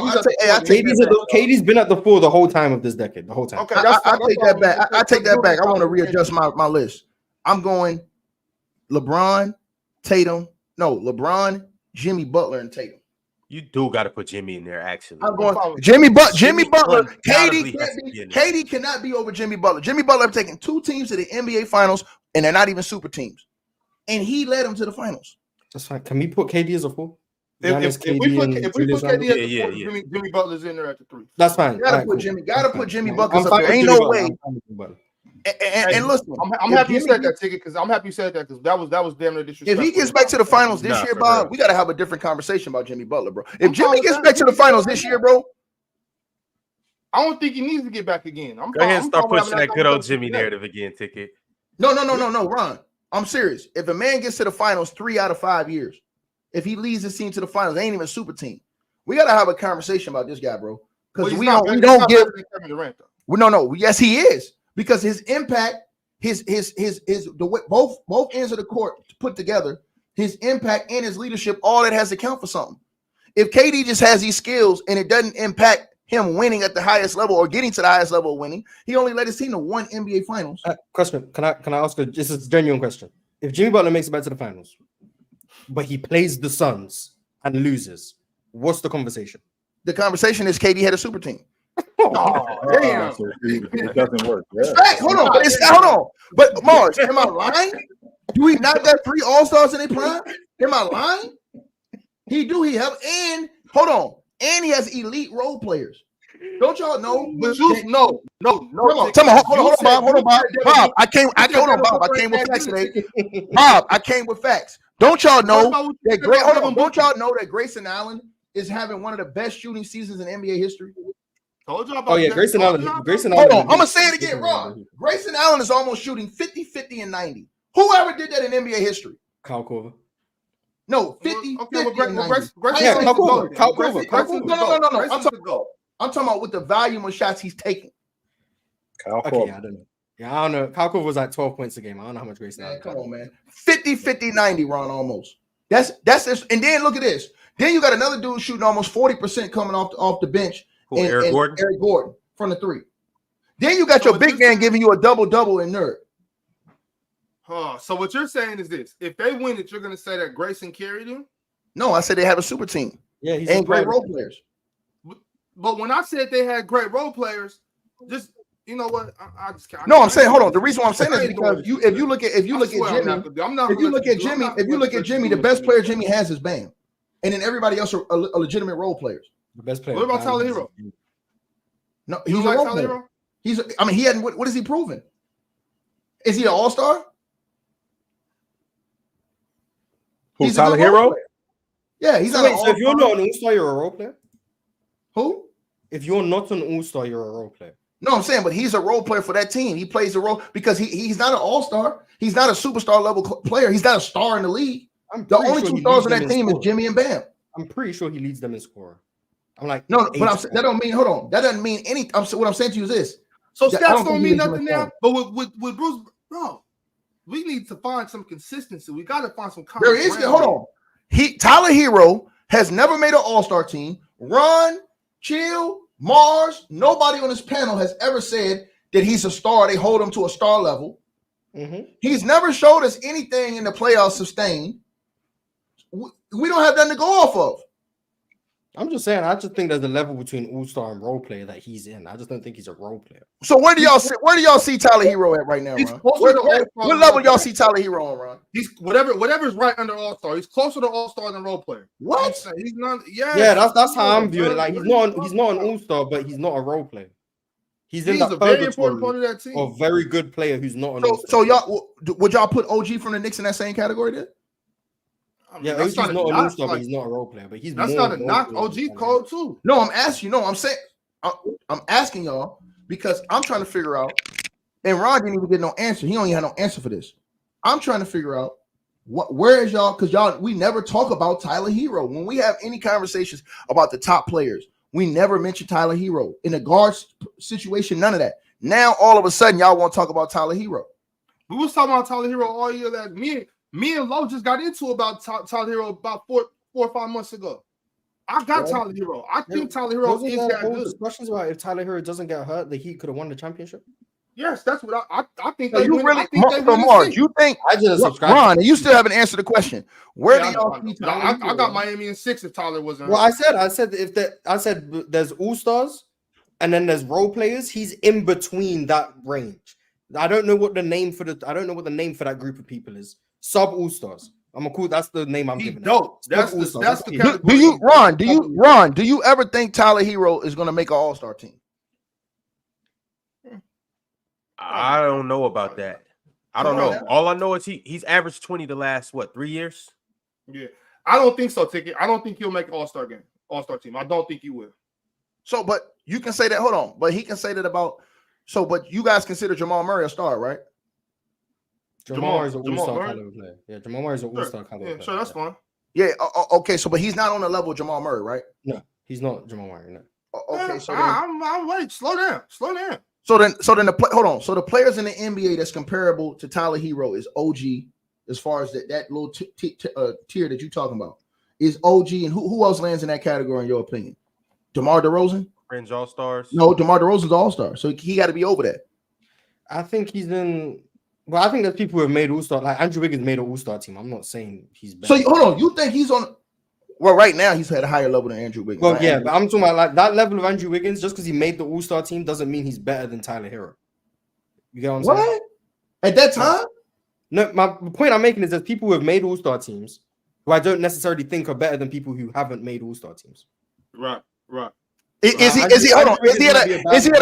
a higher level? Because they've been saying old boy from the Celtics this year from Chill's team. They're saying he's an all-star and he ain't. Is he at a higher level than they're in the same range. I'd probably take Derek White, but they're in the same range. Hold on. So you think you think Derek White is in between a role player and an all-star? This is tricky though. This is real tricky, right? And the reason why this is tricky there's a lot of players who are conversation. below all-star but above role players. Right. We had the same conversation last year when when Tyler Hero, we was talking about Tyler Hero and Jordan Poole in the same conversation. So this thing And gets tricky Austin when we Reed. do this. And Austin Reed. This when you talk about all-stars and role players, that gets real tricky. Real tricky. Hold on. Time out, Ron. You just put up a poll and you asked, was Jimmy more impactful than KD? And all these minions in the chat room said that KD's more impactful than Jimmy. Are y'all serious, bro? 57%. Kevin Durant has been in the league 14 years outside of playing with Curry. The man has been to the NBA Finals once. Jimmy Butler have went to the Finals 2 out of the last 4 years. But KD's better than Jimmy, though. No, he didn't say that. Ron asked, is Jimmy more impactful than KD? How is Jimmy Butler? Who really cares? Hold on. Let's deal in facts. Let's deal in facts of what Ron just said. Factual information. Take our feelings out. How is Jimmy Butler not more impactful than KD? And he led 2 teams to the NBA Finals. And if you don't give Jimmy Butler all the credit for the Heat making the finals, you could make. I didn't say that. I said impactful because before that, the Heat didn't make the playoffs. Yeah, but Caleb Martin carried Jimmy this last postseason. No. I'm saying, hold on. But Jimmy's first year, no. Let's talk about how you. Yeah, and the first year, I mean, we've gone through it in terms of like who led that team through the Eastern Conference. You could argue Jimmy Butler wasn't the best player on that playoff in that year and last. So we're gonna hold on. So we're gonna sit up here with a straight face, and we're gonna say that Jimmy's impact on the team, on his teams, just with Miami alone, wasn't bigger than any impact KD had outside the Warriors. Ticket after that first round playoff series with Milwaukee. Talk about KD Jimmy and Butler. OKC clears, but I mean, I don't know. Hold on, what you say? You're not. Once you again, can't be Ticket. serious. Once again, Ticket. After that first round playoff series last year against Milwaukee, talk about Jimmy Butler. Oh, he's been cooking a lot of other series. I'm talking about as far as the years he went to the finals in the Eastern Conference Finals. They've been in Eastern Conference Finals 3 of the last 4 years. Correct. So you ain't gonna tell me Jimmy Butler has been bad every other series. No, he's been mainly. I'm saying he's been mainly the best player in all. Hold on, he's mainly been the best player in most all those series. You can name me 3 series he might not have been the best player in, but if you go back from the last 4 years he's been in Miami to every single series, 85% of the time Jimmy Butler's been the best player in that series. And we can A couple series has been Bam, and a couple series has been somebody else. Right. Orange Rockets. And we can also say the same thing about Kevin Durant when they were 3 times in 5 years. They was in the Western Conference. But he didn't. No. But we talking about impact. No, we talking about. But we're talking about impact. Hold on, Kill. That's what I'm saying is this: he only went to the finals once. He only went outside of Curry. Outside of Curry, he's only been to the finals 1 time in 14 years. And was in the Western Conference Championship 3 times. Right. But no. But I'm saying Jimmy was in the finals though. Right. One more time. That's it. Right. Just one more time. Right. Hold on. So all I'm saying is, and he was in the conference finals 3 years too. So what I'm saying is Jimmy's impact, his impact was a little bit better than KD's. We got to tell the truth, bro. Well, I don't know. His team went further. That doesn't mean his impact was better. It hasn't mean that. Well, wait a minute though. No, it doesn't. No. So if you took Jimmy off the teams, you think they're going to the what you call it? To the finals? If you take KD out of we're not doing that, Ticket, because if you take KD off of Oklahoma City, they ain't in the Western Conference Championship. They ain't going deep into the playoffs. Oh, guess what? You took them out the Warriors and they won the championships. So shut up. They did win the NBA championship with the 3 guys that they originally had when they won the NBA championship. You took them out the Warriors. You took them out the Warriors, and you got a lesser player and won the chip. Be quiet. One more time for the people in the cheap seats. They still won the NBA championship with the 3 guys that they won the NBA championship with the first time. No, you're holding information. There is no. They got a lesser guy in Wiggins. They got a lesser guy than KD and Wiggins. That's not the point. So they would have won. Hold on. Do you think they would have won that chip without Wiggins? Just like I don't think they would have won. I asked you a question, sir. Do you think they would have won a chip? Do you think they would have won a chip without Wiggins? I don't know if they'd have won a chip without Harrison Barnes. Man, come on, bro. That's what. Hold on. Now you spitting, Chilltown. I don't know if they'd have won the NBA championship. Chilltown, you're utterly disgusting, bro. Fellas, we gotta get back to the original question though. So we figured out the 3. We got Jimmy, Jason Tatum, and LeBron. Now at shooting guard right now in this current decade, who is the top from 3? 2020 to 2024? Curry, Donovan Mitchell, Devin Booker, Donovan Mitchell, and no, time out. You can't do that. Y'all stop this man, Mars. Don't do that, bro. Well, we can't do what? What can we do? Ticket. Tell me the 3 shooting guards it should be. Tell me the 3 shooting guards it should be. Mars is saying Devin Booker, right? Devin Booker is 150 games under 500 without Chris Paul. But what did you just say about Devin Booker when you were talking about Kevin Durant? Hold on, Mars, real quick. The question about the 2020s. What did you just say about Devin Booker? The question is about the 2020s. So his record without Chris Paul all came in the 2010s. So that's not right. But he didn't do nothing until he got Chris Paul. So the impact was more on Chris Paul. Tell me the 3 shooting guards who should be above Devin Booker from the 2020 season to now. Tell me the 3 who should be above. Okay, so time out. Let me ask you a question. Ticket, don't do this. Are you putting Curry with the point Please guard? do it, Ticket. Curry's a point guard. So hold on. So we're putting Curry with the point guards, right? Yes. Okay. We started from the 2020 season until now. Don't Ticket, give it a rest. Wait, hold on. Ticket, you don't have to do Ron, it. I'm not playing. Ron. Hold on, Ron. I'm not playing with this clown. Hold on. I got him. Don't worry about it, Ron. Hold on. Wait a minute. Let me put some tricking in it. Hold on. Mind you, let's just showing Devin Booker some love. Hold on, bro. Just a second ago, he was showing Devin Booker love. I don't like Devin Booker, but I'm gonna tell you the truth because he's a fraud. And y'all praise that dude. But he wasn't a fraud. Let me start out KD though, right? Hold on, bro. Let's just find the 3 shooting guards who've been better than Devin Booker. I'm gonna start at one right now. Ant-Man. Okay, so Ant-Man since 2020 up until today has been better than Devin Booker. And I'm gonna tell you why. Because Ant-Man, how long Ant-Man been in the league, Chilltown? Ant-Man came into the league in 2021. Yes, hold on. How long Ant-Man been in the league? This is his 2021. 4th year. How many years has Ant-Man made the playoffs in the first however many years he's been in the league? 2. Out of how many years? Well, he's gonna make it 3 times in 4 years. Right. Okay. So now, should be right there. Be right there, right? And Well, this Karl year, Anthony Towns and not and Josh then, hold Jackson. on, Big Ox. Hold on, Ox. And this year, But you lying to the people, though. everybody up here has been saying that he's an MVP candidate, right or wrong? I have not said that, but yes, people have said. You hold on, Mars. You didn't say he was an MVP candidate this year. You didn't say he looked like one. I haven't said I think that. Chill No. Town might People have have said said that, so I'm with you. People have said that. Okay. I said what my exact words were. I think he's going to be the lead at some point. That's what I said. No. But you don't think? Hold on, time out. Right. And I think he's going to. And I said that. And I said that in the next 2 years. And I said that in the next 2 years he's going to be the best two guard in the league. That's okay. So right now, hold on. So right now, as we see it today, Chilltown. Right now, you don't think that he's a better two guard right now than Devin Booker today? No. Hey Bob. What are we? Hey Ron. I agree with Chilltown. So I mean, I know you agree with your tag team partner. Listen, you a capper just like him. You a capper and he's a crapper. So y'all put it together. You know what I'm saying? He's always on the toilet and you always capping for him being on the toilet. So I already know how y'all two get down. Okay, so you've got Ant-Man and Donovan Mitchell. Who's the third? Yes. No. Ant-Man, Donovan Mitchell, and then I'll put him. So he's still top 3. We did all the things.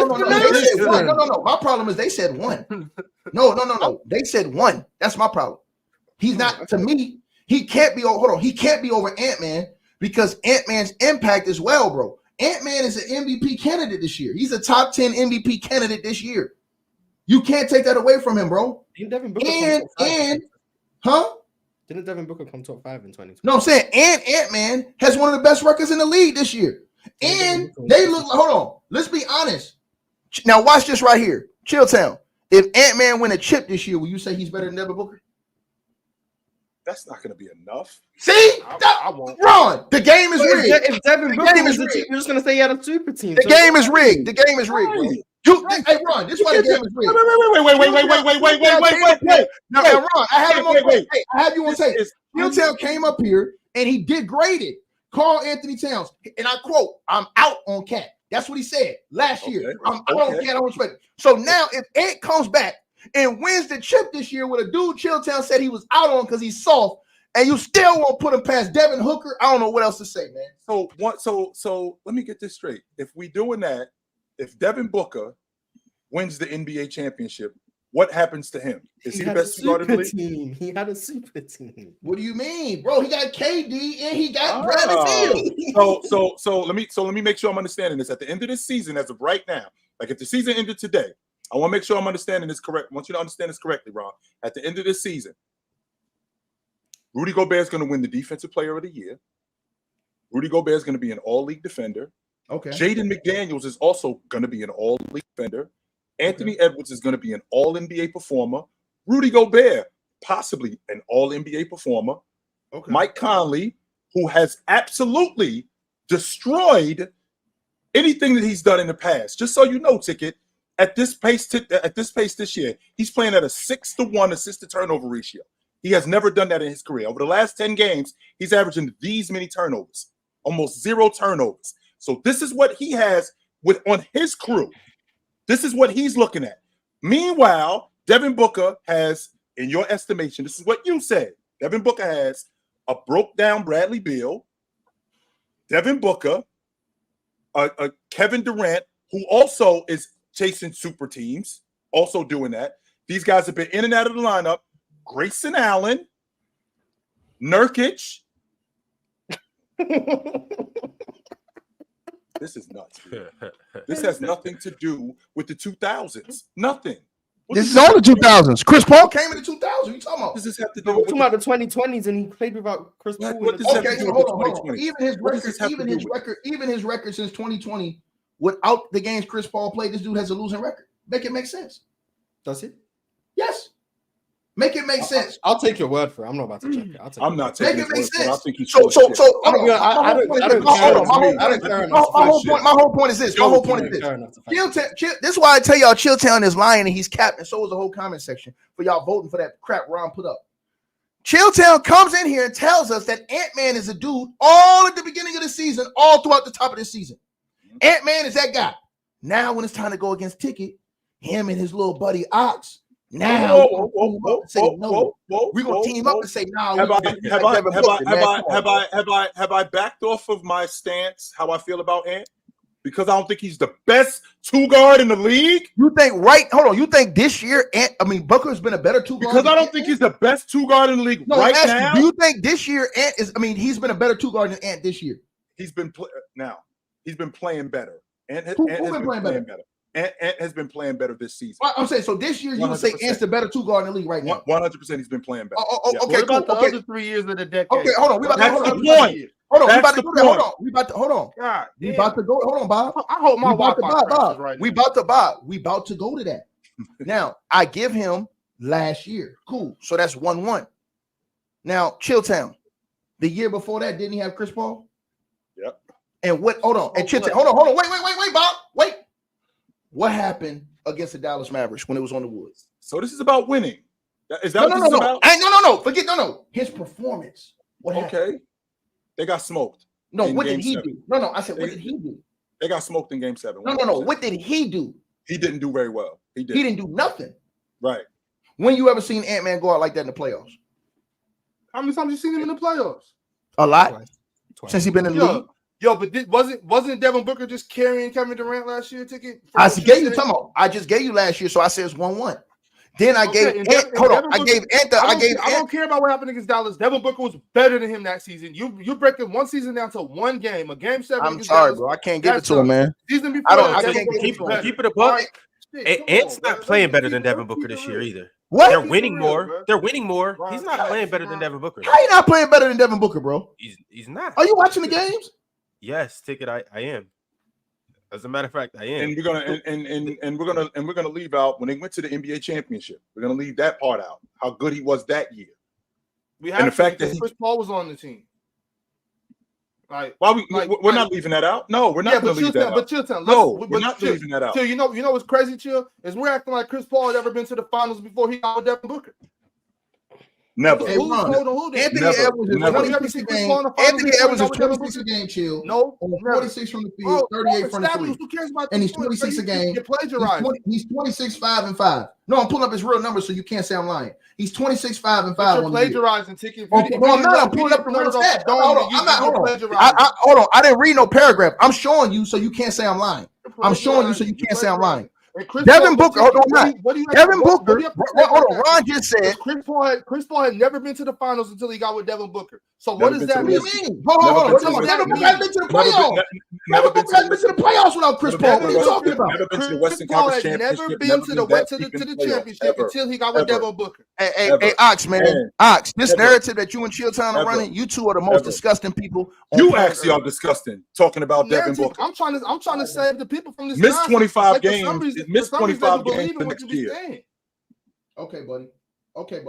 Y'all, hey, look, Ron, when I'm right, and I pray to God, I pray on everything I love that Minnesota played them this year, bro. I pray that Minnesota play the Suns. And when they smoke them, boy, it's going to be Armageddon in here. If they smoke them, Devin Booker's still going to be better than Anthony Edwards. Okay, that's the cap that you bring forth, though. That's okay. You keep saying what you say. It's his hoop. It's his hoop. It's okay, bro.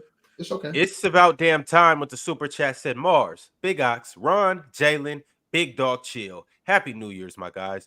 Ron, I just got engaged, getting married in PR next year. I need a nice off-white suit. Yo, it's about damn time. If you need something nice, I'm the man to call. If you need something off-white, I'm the man to call. If you need a suit, tux, overcoat, shirt, whatever it may be, I'm the man to call. So I got you. It's about damn time. I promise you.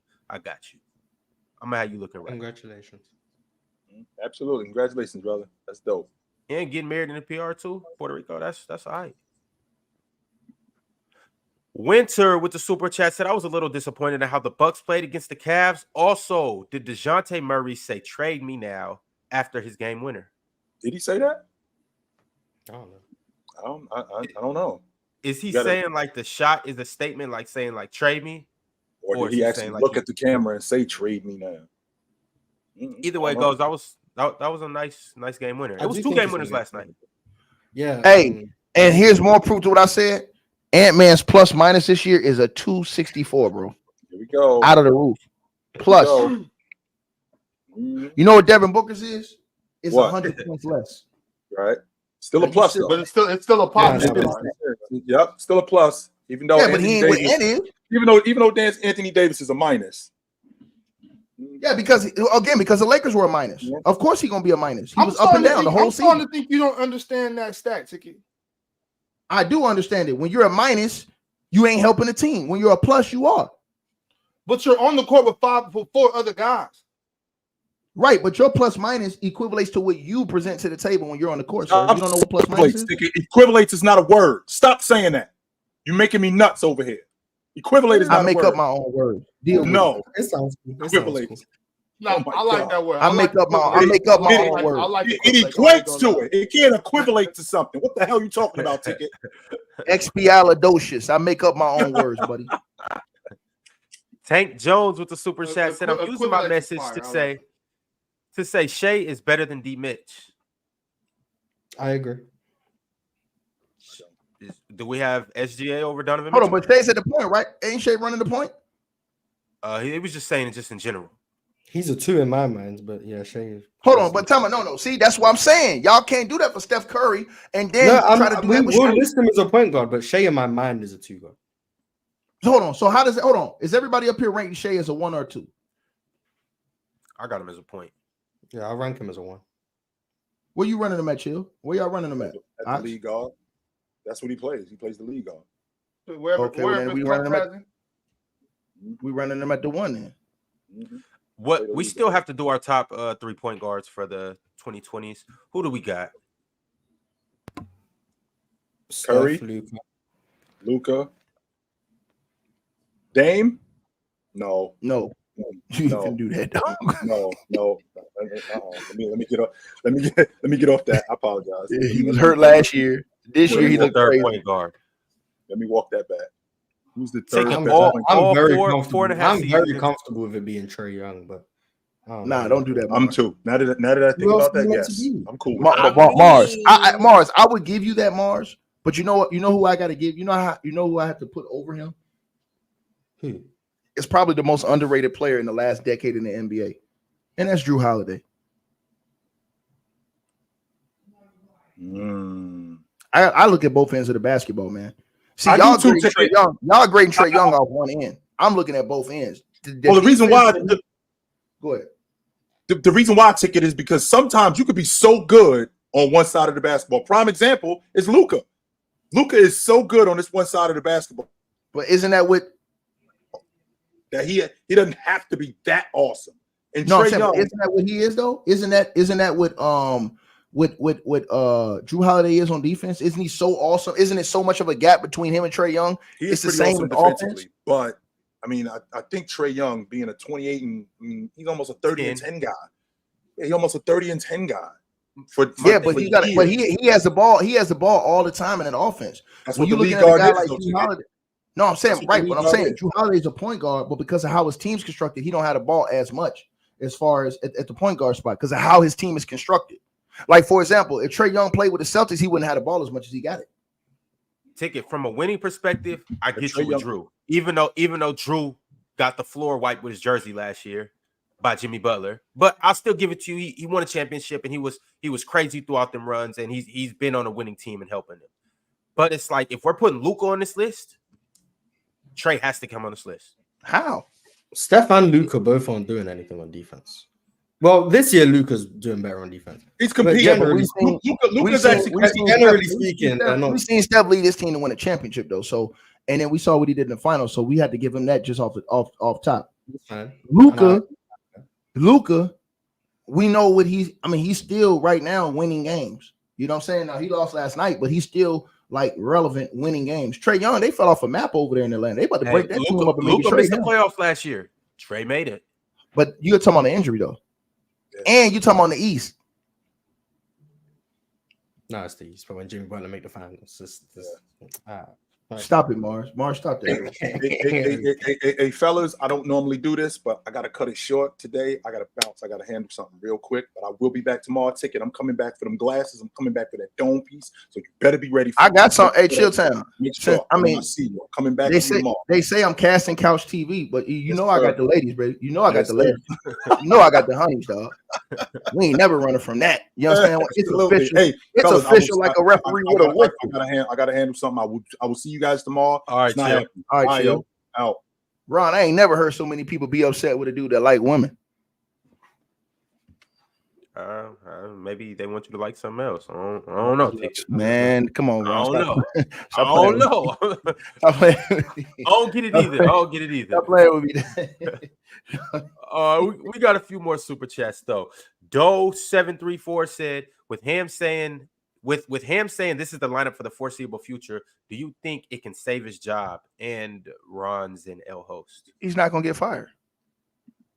He's No not matter getting what? fired. If they were gonna fire him, they'd already fired him. He's not getting fired. Durham's not getting fired. If they were gonna fire him, he'd have already been fired. So they could have a new coach and have time, everything. He's not getting fired. What's the lineup though? What he got right now. The Lakers can't listen, bro. LeBron can try to shuffle the decks and do all this other stuff. They can't hoodwink nobody right now. They got to stick to their guns. They'll try to make a stupid deal, but a team's gonna try to get over them. The Lakers might as well push it out with this team, play hard, and see what they can get. The team going through a little downslope right now. They'll be back up. I'm trying to figure out who's the lineup though. He said with Ham saying this lineup, this D-Lo, is the lineup for the foreseeable future. D'Lo, the boy with the dreads, AD, LeBron, and Austin Yeah, Reeves. Cam Reddish is packed up basically. Isn't that's the lineup they started with? Yeah, but that's not Their what lineup they last year. That's no. Yeah, that's Nate TV. You said they don't care how nasty I am. I'm a grown man that like to look at grown women. What's wrong with that? I've never seen that. The last time I was there, Ron liked women. The Ox, he definitely liked the honeys. He got one I'm still trying to holler at. What's up with her? Where her number at, dog? I need her number ASAP, bro.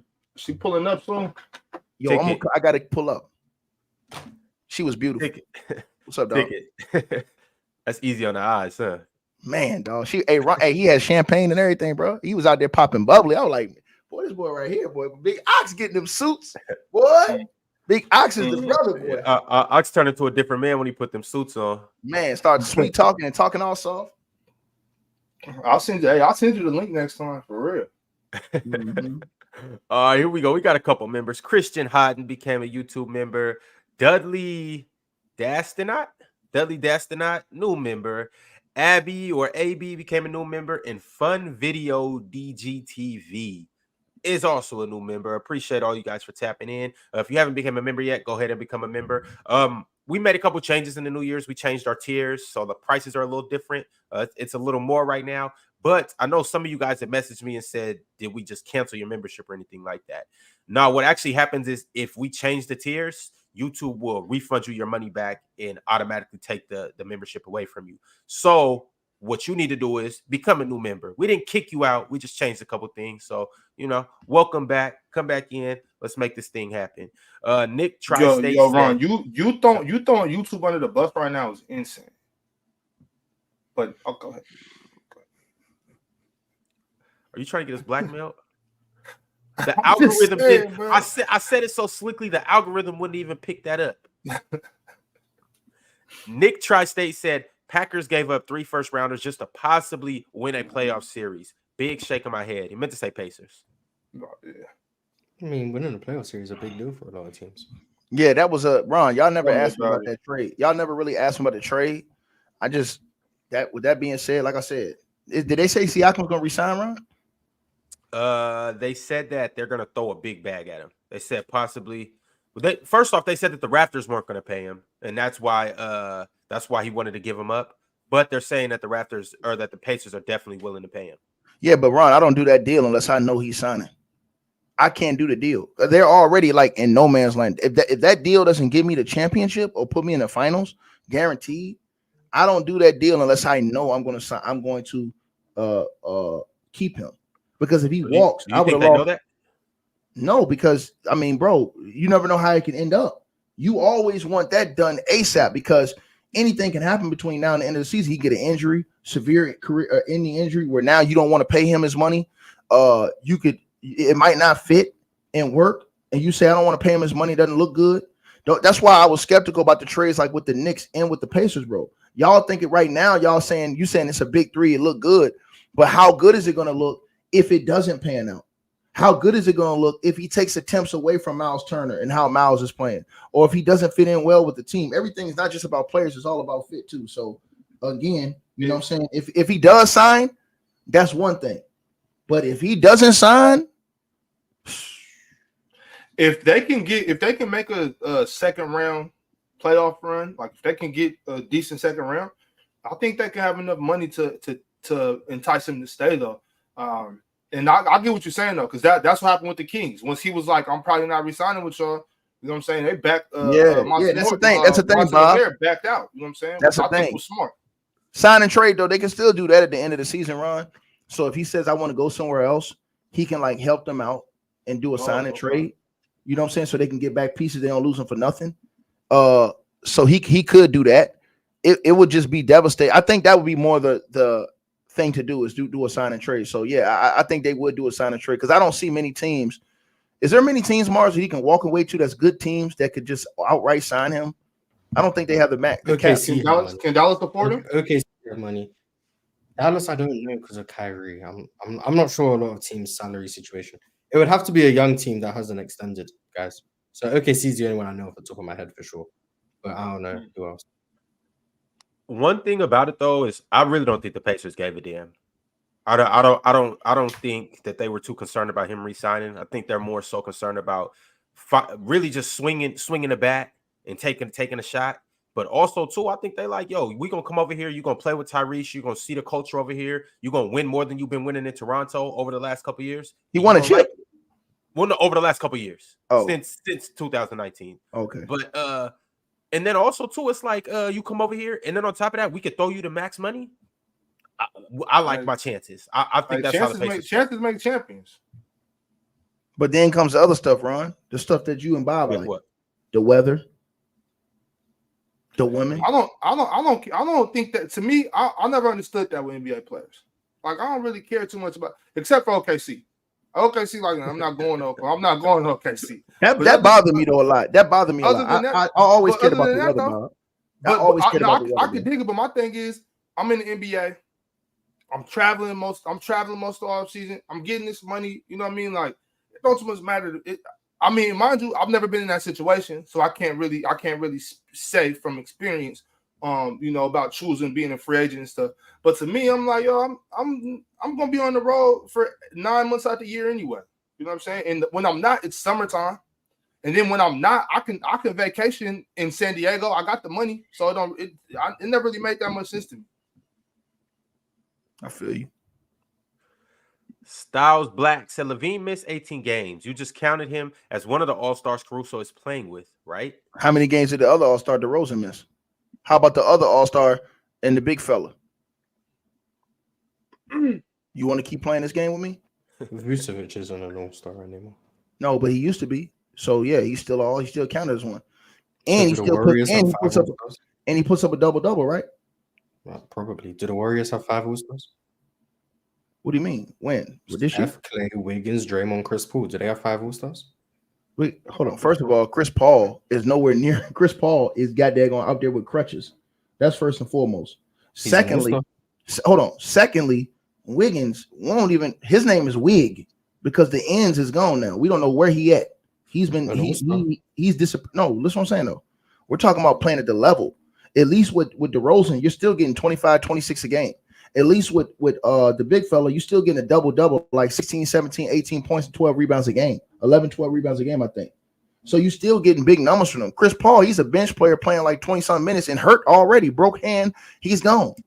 With Andrew Wiggins can't even score 20 no more. He can't even. I haven't seen a 20-point game from Andrew Wiggins since Popeyes had chicken without the goddamn crisp on it.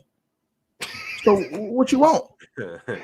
Vucevic isn't playing like an All-Star. That's all I was trying to get out with that point. But I do agree. What's the average this year? Does he have All-Star numbers? I don't think so. Well, it's probably like what, 18 and 9. Those are All-Star numbers in the East. It's more than numbers. No, he's 17 and 10 and a half. Yeah, he's not playing like an All-Star. I mean, those are big time numbers though. 17 and 10 is good numbers, but those are damn good numbers, right? Considering how we all understand how much the game's changed when we talk about guys averaging 30. 17 today is like 13. I give you that, Mars. I do think his comes off a little bit because of how he splits time with the other big guy that comes off the bench. I forget his name. Drummond, right? Yeah, Andre Drummond. But I give you that, Mars. But he still puts up big number. He still has. I mean, in the East, you know, it was a time where if you average those numbers, you could be a fringe all-star. So yeah, I mean, I understand. understand. I agree. I understand. Back when he actually was an all-star, yeah, he was probably putting up like 21 and 10. So Alan R said Caruso put Murray in a straitjacket. By the way, In what lifetime? he's doing And a what good like job on that? Jamal Murray for sure. No, say what? He's doing a good job on Jamal Murray. I'm certain of that. I'm not saying he's putting him in a straitjacket, but he's doing a good job. You see? Okay, go ahead, Ron. He'll do a better job than most people. He's doing a better job than Austin Reeves and No, really. D'Angelo Hey, Ron, Russell they and are really glazing Jared out Vanderbilt. Caruso. Just yesterday, you said the Bucks if they got Caruso. No, because the Bucks are already a ready-made team. He's just he ain't nothing but goddamn tomatoes on a salad. Yeah, Bruce Brown. Tomatoes on the salad is fire, especially if No. it's cherry Y'all tomatoes. y'all making it seem like he's the dressing. He ain't the dressing that put the flavor on it now. That makes the salad taste Or good. if it's sun-dried tomatoes, come on. There's something wrong with you, bro. Yo, tomorrow we will be coming with our monthly power ranking. It will drop tomorrow, and we will present it live on the show, starting from 30, going all the way to 1. So I can't wait to do that. I can't wait to drop our January edition. Also, tonight, Playback, Dub, Bama, and J-Rock. They will be watching the OKC versus Utah game. You guys be sure to tap into that. Fellas, there was a few games last night. Let's go ahead and talk about some of these games. Did you guys see Ant Simon's game winner last night? Yeah, I seen the clip of it, but I didn't watch the game. They're a bad team, man, going nowhere, man. I mean, any win for Chauncey Billups helps him not have another headache that night. They beat the Nets back to back. Yeah, no, I'm saying any win I'm saying it doesn't mean nothing for their season, though. They still gonna be trash. You know what I'm saying? So it doesn't mean nothing for Portland. It hurts Brooklyn now. That's bad. Those are bad losses for Brooklyn. Those are bad losses. And in fact, those are losses that make me want to fire Jacques Vaughn. Jacques Vaughn's been getting a lot of heat lately. Yeah, I don't think Brooklyn fans are happy with him. I thought Steve Nash was the problem. Oh, he was. They just replaced the problem with a problem. Right. Also, definitely want to send condolences to the coach on the Warriors and to his family. Sorry that something like that had to happen. Praying for the whole Warriors organization and everything. Hopefully they can move forward from this in a positive light. They canceled the game. They canceled the next game too. Did they? It's a sad situation. Yeah, they canceled all the games for them. It's a sad situation, bro. They said he had it during the team dinner. It happened to him, bro. It's sad, bro. You know what I'm saying? Sad, bro. So yeah, condolences to his family, man. For sure. Man. I mean, y'all make sure y'all take care of yourselves, man. Get your cardio in, drink some water. Do your best to stay healthy, y'all. That's facts, bro. 46 years old, man. That's too young, man. That's a young man. You ain't lying, dog. Yo, LaMelo Ball is back on the court. Last night they lost to the Pelicans, but 29, 7 and 5. So in case you didn't know, LaMelo Ball is back from injury, so we will be seeing him put up numbers and do his thing as well. Hey, drink more water. You don't like me, but that's all I ever do.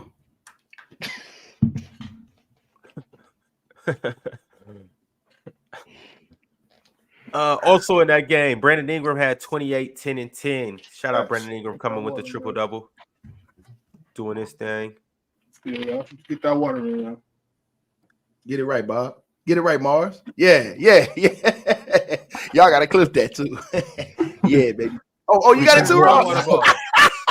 We 4-for-4. How about that? We not playing, man. Get that water in, man. Get that water in. Damn, I ain't going to down. That's tough. Take a shot of water, y'all. It'll help. And wash it down with some Dos Equis. Oh.